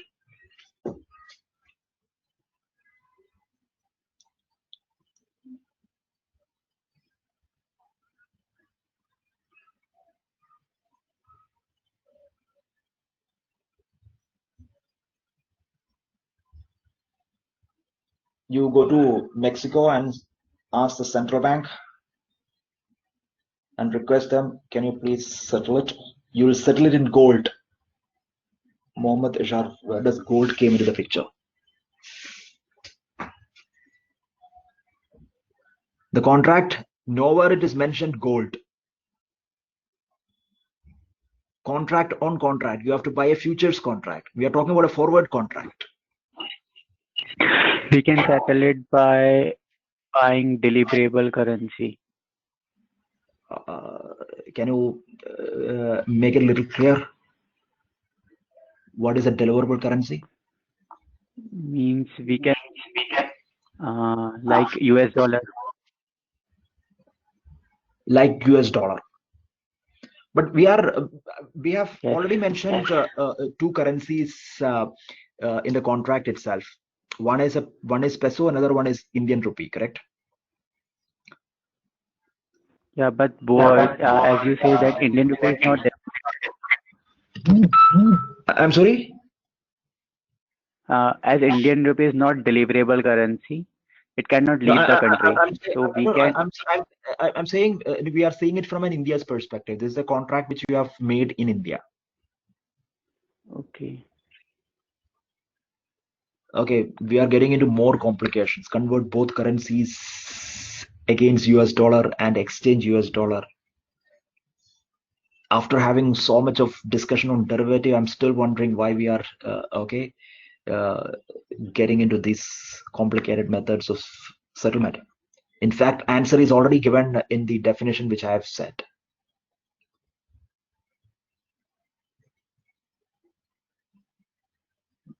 Yeah, Tagesh, can you just make it a little bit more clear?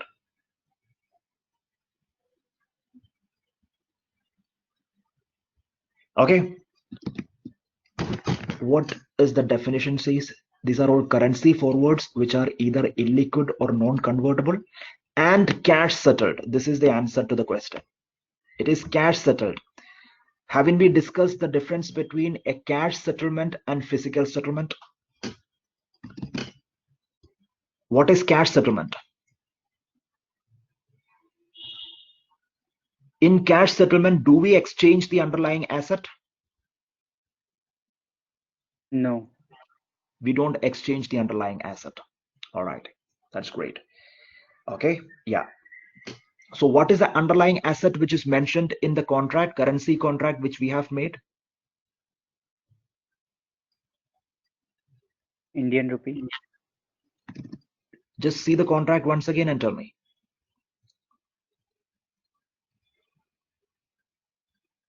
Pesos. Pesos. It is pesos, correct? 1,000 pesos. In previous contract, we said, yeah, exchange so many tons of sugar cane, correct? For so much price. Yeah, now we are saying 1,000 pesos at rupees 30. All right. So now we are saying that, okay, I'm not going to exchange the asset. Okay. Instead, what do? I'm going to compare, okay, the exchange rate. All right. On August 20th, what is going to be the price? Peso to INR. Okay. Peso to INR. Okay. What is going to be the exchange rate? All right. Let's say on August 20th, it has become 34.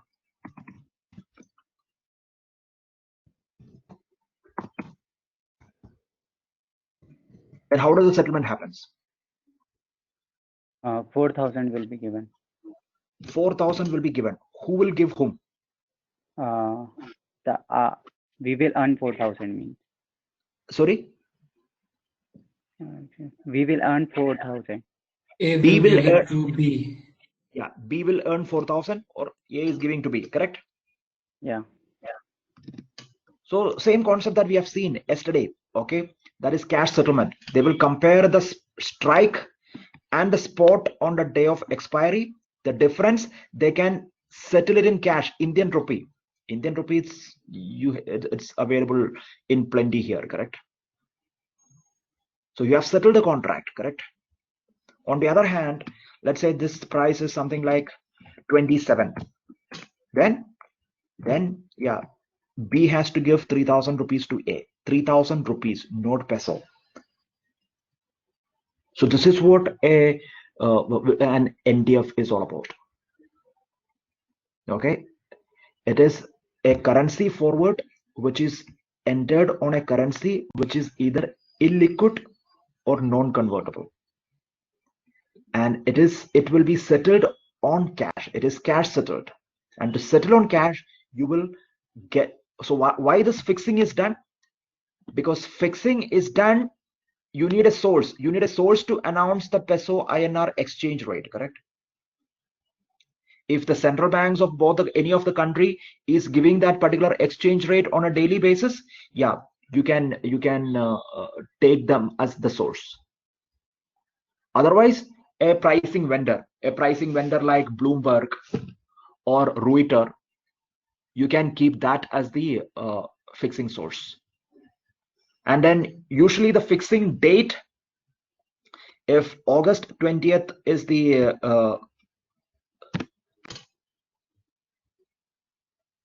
so this contract is not complete. August 20th is the settlement date. So in order to make this contract complete, we know that we have to add a fixing. We have to take it through the fixing process, correct? So I'll say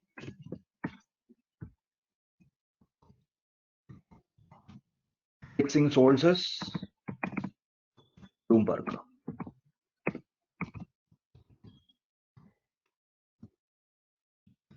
Fixing date is kept as the 2 days before the settlement date, 18th. Time is 11:30 a.m. Now your contract is complete, which means that they will take the price from Bloomberg on 18th at 11:30. The price declared by Bloomberg, exchange rate for peso INR declared by Bloomberg on 18th at 11:30 a.m. That price will be compared with the strike price, and that money will be exchanged in Indian rupee on August 20th. Is that clear?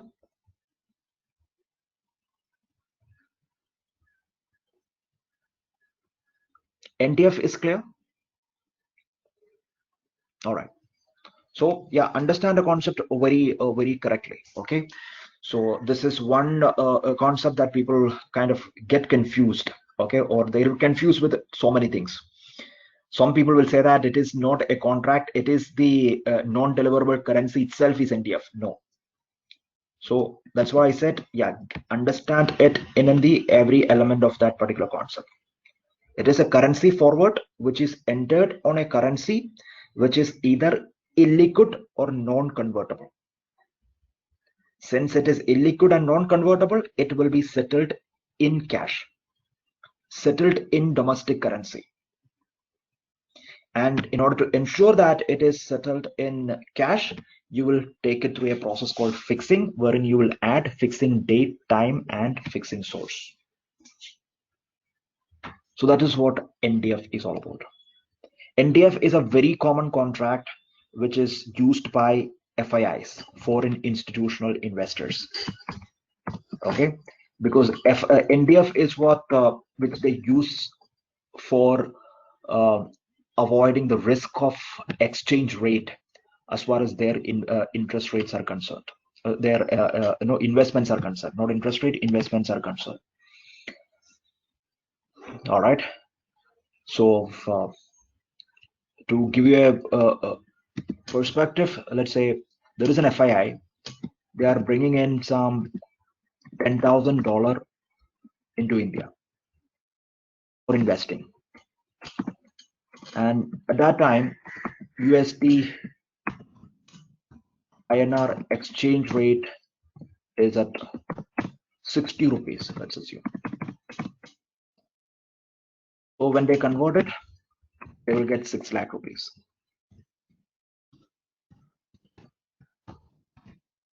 Correct? They will get 6 lakh rupees. So this 6 lakhs they have invested in Indian shares, Indian securities.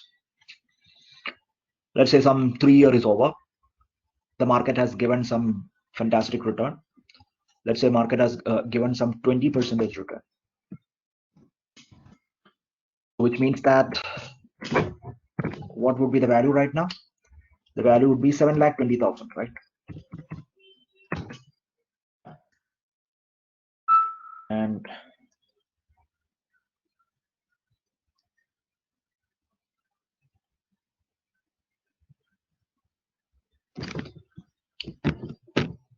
this is after 3 years.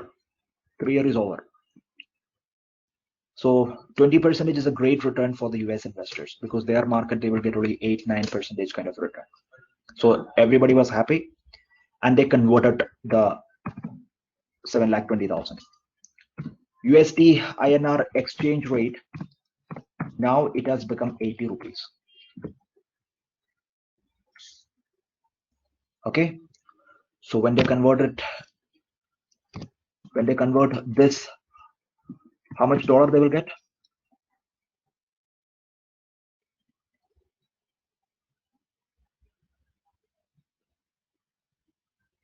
$7,20,000, converting it at 80. Yep, they are getting $9,000, right?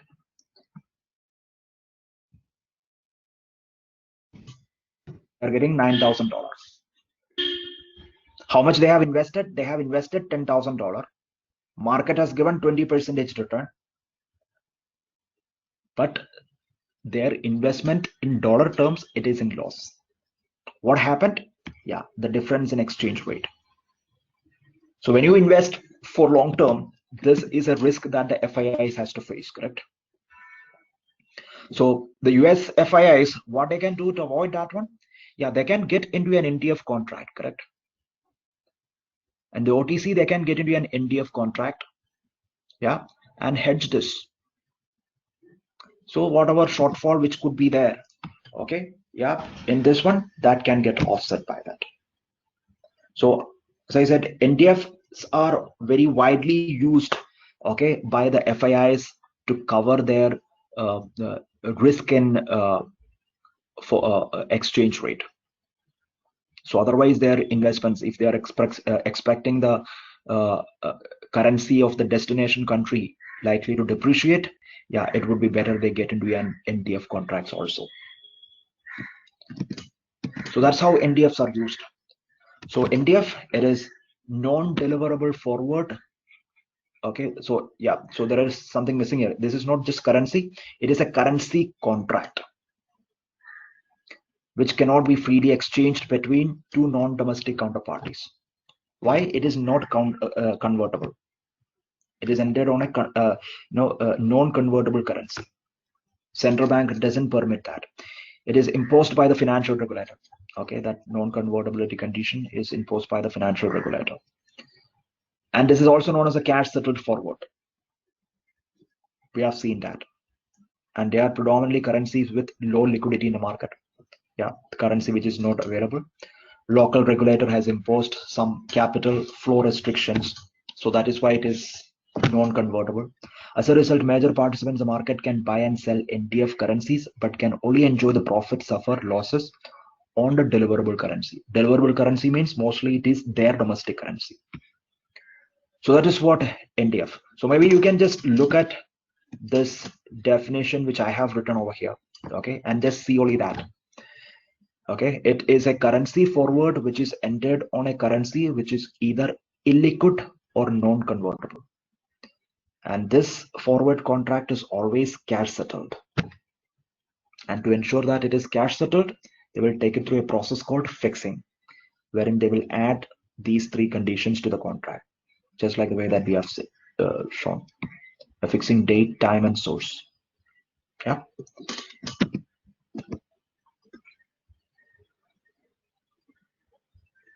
So some examples of non-deliverable currencies, okay, and forwards are like this. All right. Yeah. Fixing source, date, and time. The source where you will get a rate for that particular currency.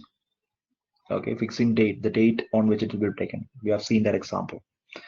So fixing source, yeah. Usually, if any regulator is giving the rate, then that will be the most preferred fixing source. Otherwise, yeah, you have the pricing vendors. Pricing vendors like Bloomberg, Reuters, Telerate. Anybody can be the fixing source. And fixing date, usually it will be the settlement date minus 2 days. Okay. Now, for example, 20th August is the settlement date.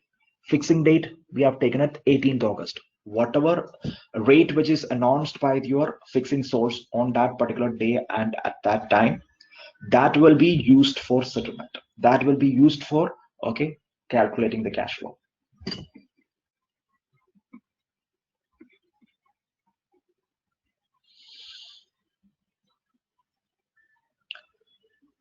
So there is a transaction. Transaction date is 5th May.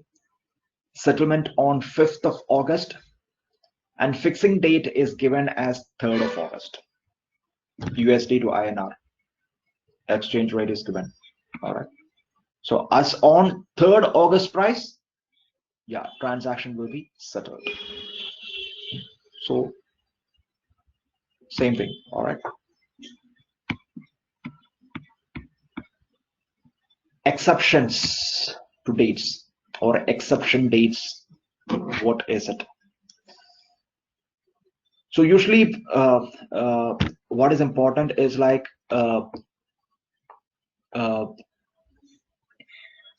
when you get into a contract, there are 3 days which are important, right? The trade date, settlement date, and fixing date. It is important to ensure that none of these dates falls on a holiday. Holiday in both countries.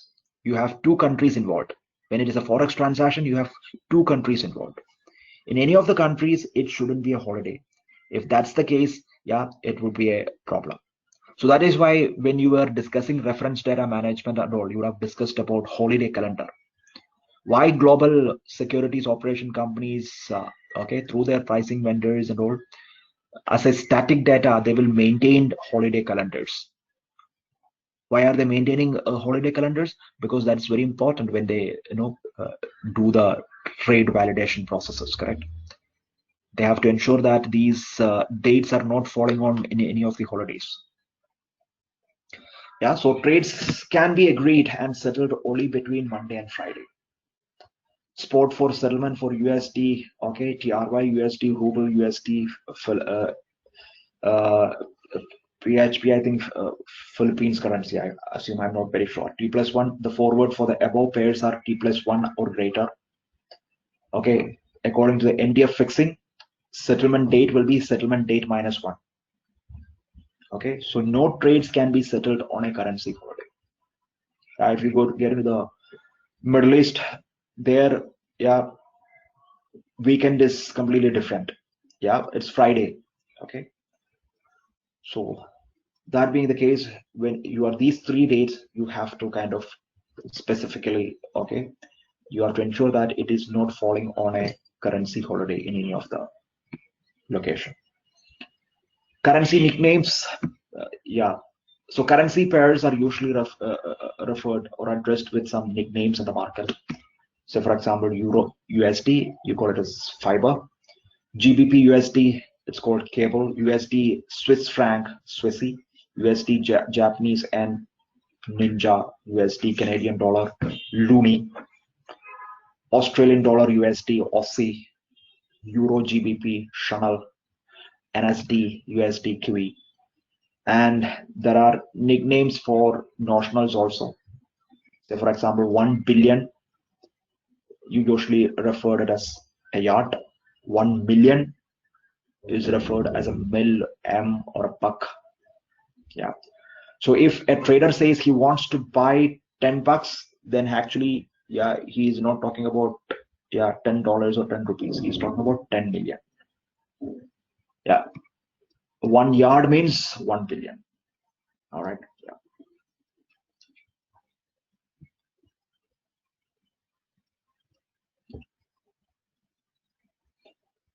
So a forex transaction, it is settled when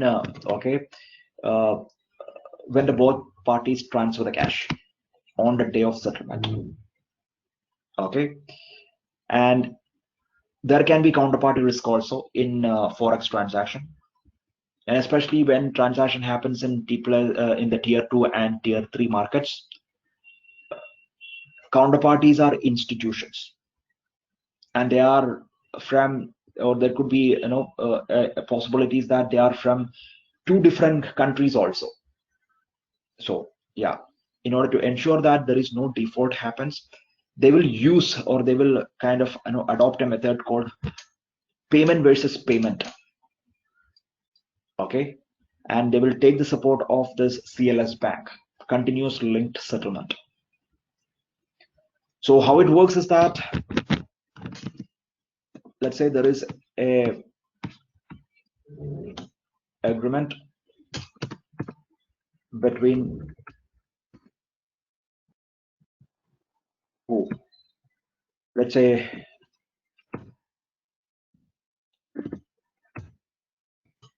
Barclays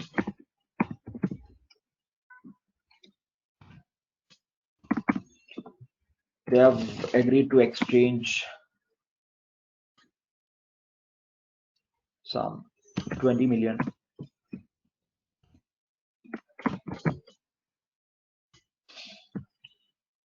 GBP to ICICI Bank. ICICI in turn, they have to give 22 million USD. So this is the transaction. They have agreed for this transaction, and this need to be settled. Let's say the settlement is happening on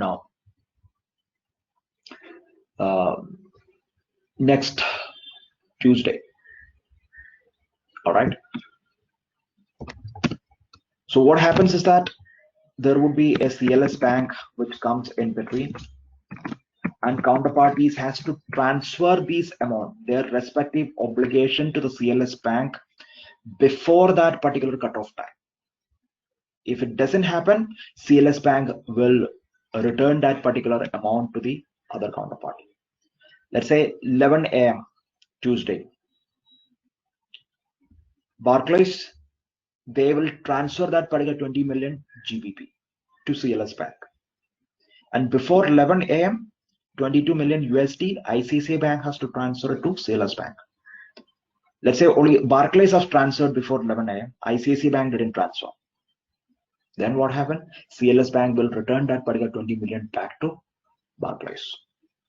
So this is how that payment versus payment, like the way that you have delivery versus payment. In delivery versus payment, what happens? Your securities and cash is exchanged simultaneously. Here, both the legs are currencies. That's why you call payment versus payment. Currency, that exchange should happen simultaneously. That is what payment versus payment. Yeah. So then CLS Bank will act as a central counterparty for the transaction. And counterparties has to transfer their obligation before that particular cutoff time, which is specified. Yeah. And then transactions can be settled either as a gross settlement, or it can be settled on a net basis also. A gross settlement and a net settlement. Okay, both are possible. So what's the difference between a gross settlement and a net settlement? So gross settlement, individual transactions are settled separately. It will be separated, it will be settled one by one. In net settlement, your multiple transactions, okay, multiple trades, it will be settled with one settlement transaction, one or two, okay, settlement transaction, one debits and credits. So that is what net settlement is all about. And if you want to base our discussion on that one, say, let's say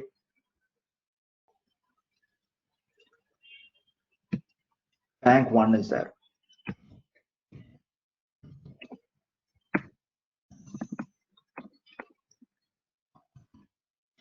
This is a transaction which is happening on Monday. Bank one to bank two.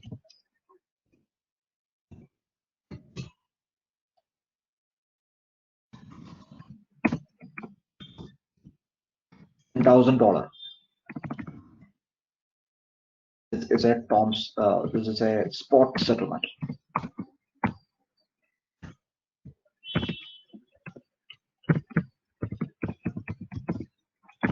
Tuesday,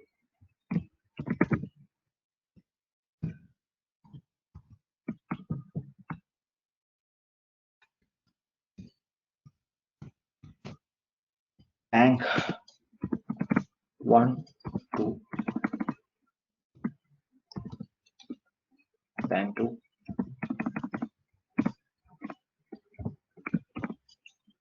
$7,000. This is a TOM settlement.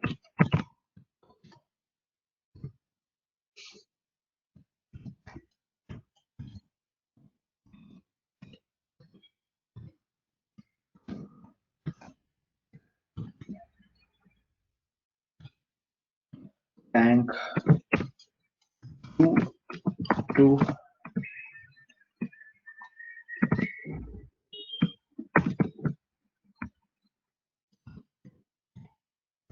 bank one.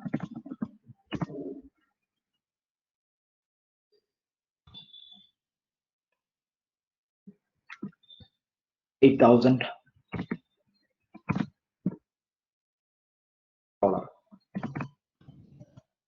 This is cash settlement.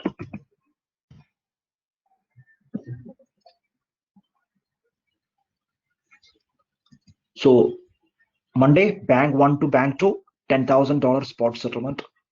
Tuesday, bank 1 to bank 2, $7,000 TOMM. Wednesday, bank 2 to bank 1, $8,000 CAD settlement.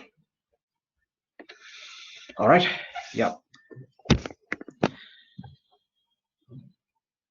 So when is the settlement due for this particular transaction? Wednesday. All the settlements are happening on Wednesday. Correct? Yeah, this is on Wednesday. This is on Wednesday. So if they are going for a gross settlement,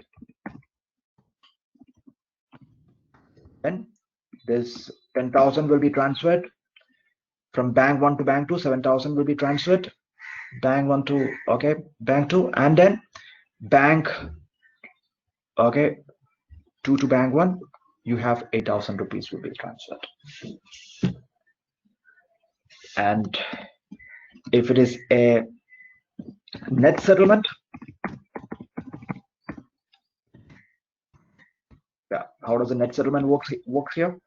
Yeah, you don't have to do all the, you don't have to settle all the 3 transactions separately. Correct? You just need to do a 9,000 rupees transaction. Correct? 9,000 rupees transaction to bank 1 to bank 2. Bank 1 to bank 2. Effect is same. When you do a settlement in that way, that is what net settlement is all about. Yeah. Is that clear?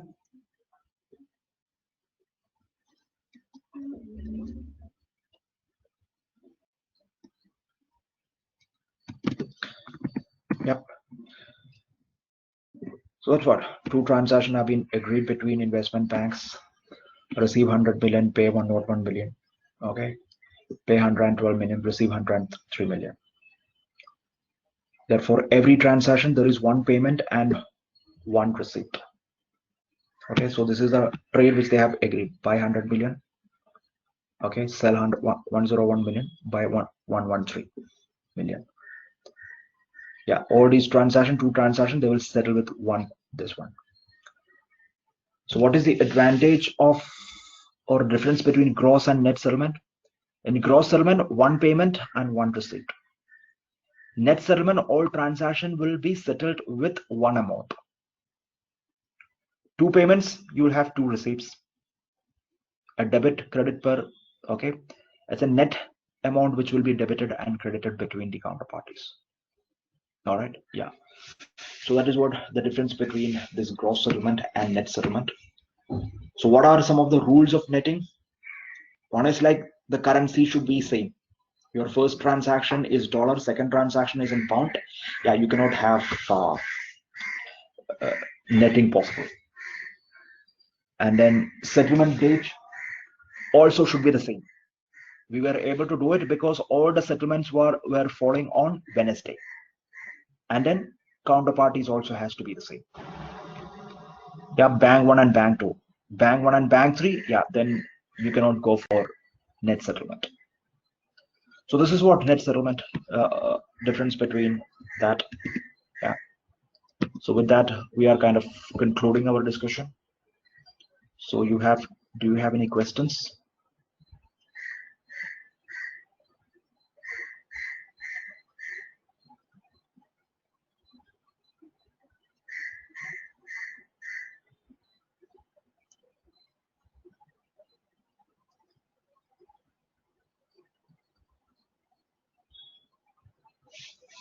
Could you please just explain fixed exchange rate and floating exchange rate, and as well reverse reserve currency code? I'm having difficulty to understand. All right. Don't confuse it. As I said, okay. It is important for the central bankers to maintain the value of the currency. And the methods which they adopt to maintain the value of the currency, that depends upon what is the internal productivity. or in other words, what is the stage of development the country is in.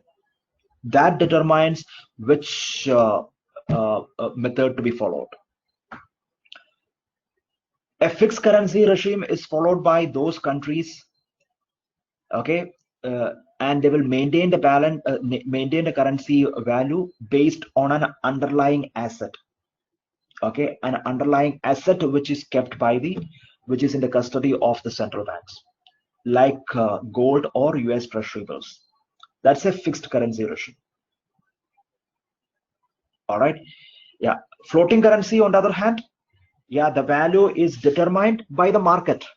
The demand for that particular currencies in the market, what is the demand for that particular currency in the market, that determines the exchange rate or the value of that particular currency. And for a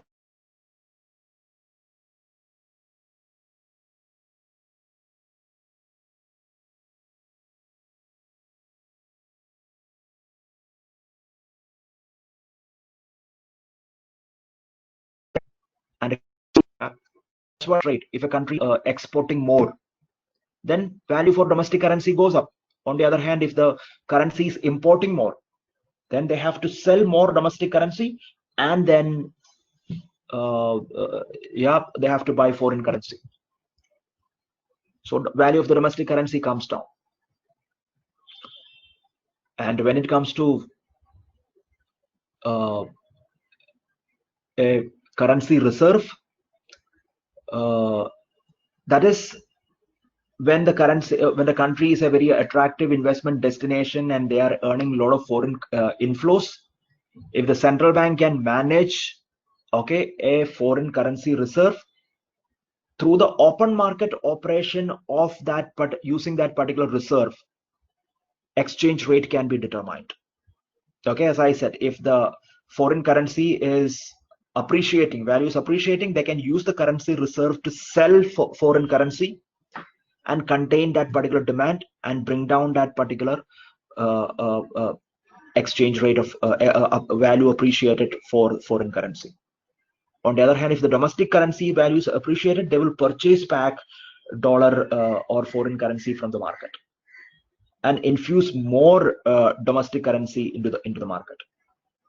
So domestic currency value also comes down accordingly. So when you manage, yeah, when you manage currency exchange rates in that way, that is what, okay, what method which they adopt, that determines these three methods. Yeah. You were asking something. No, I was just saying that. So basically, Reserve Currency Board is a method which is taken by the that authority in that particular country to control the demand and supply of that particular currency in that country, and to maintain the to control the different type of inflation and all, right? So basically,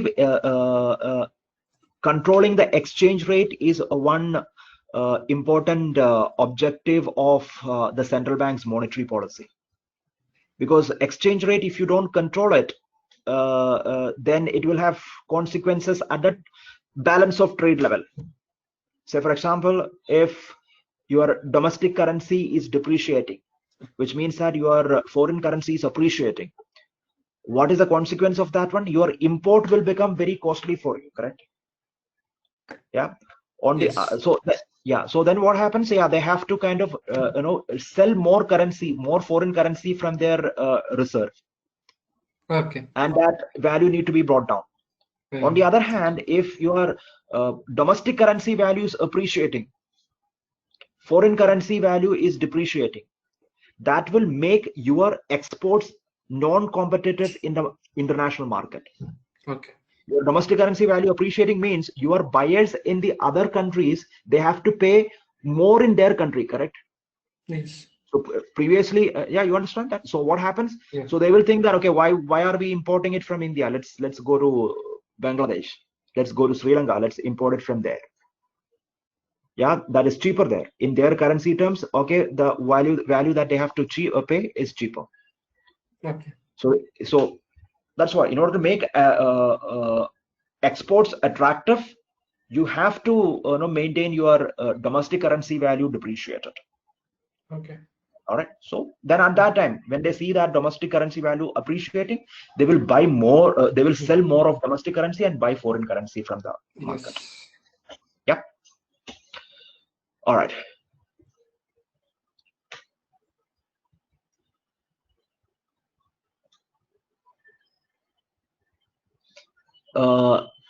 Fixing. Okay. As I said, when it comes to NDF, non-deliverable forward, it can only be cash settled.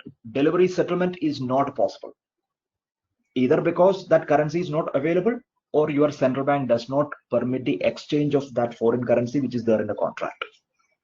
So it has to be cash settled. And we know that for cash settling, you need two prices. Strike price anyway, it is there in the contract. And then you need one more price to compare and then do the settlement on the settlement date, correct?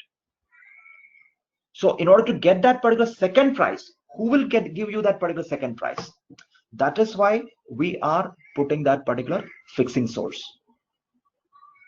So when you put that particular, take it through that particular fixing source, and then you are adding that three conditions.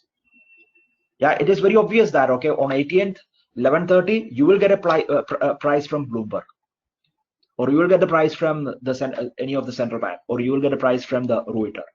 Use that price and then compare it with this price which is given in the contract, the strike price, and that cash flow you exchange it on 20th. So that is what fixing is all about. You are adding three conditions to the contract so that you will have a second price which can be compared with the strike price for enabling the settlement. Yeah.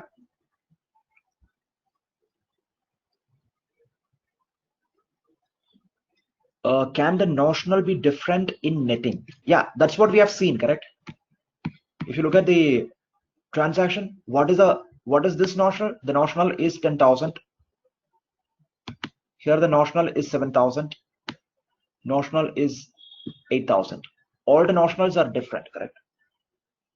Yeah, notionals can be different in this one. But what is important is currency has to be same. The currency which need to be exchanged, that has to be same.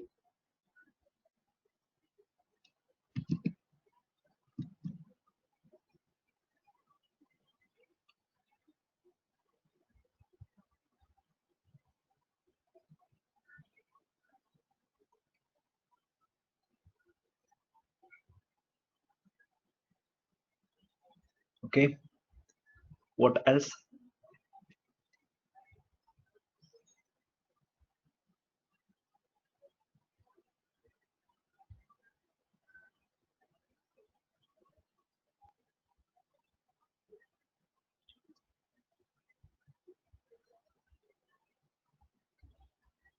So that is basically the need for currency. Why would somebody use? How does the counterparties choose, or the beneficiaries choose between spot rate, cash, and TOMM kind of a rate?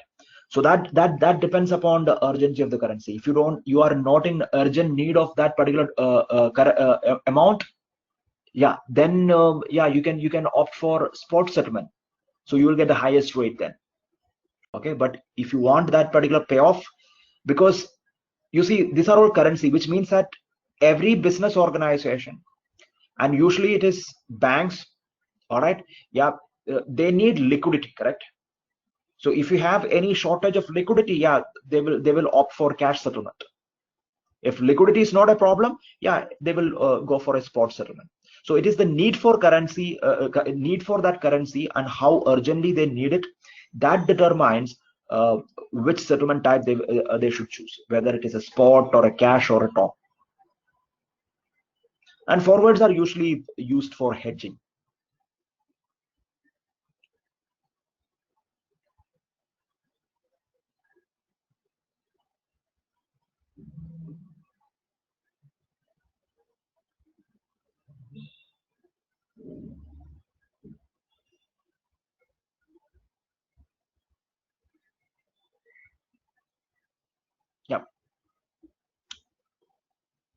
What else?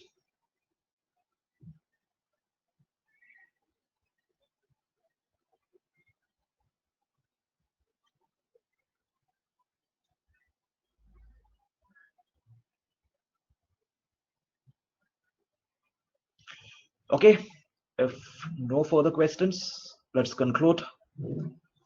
Have a nice weekend, guys.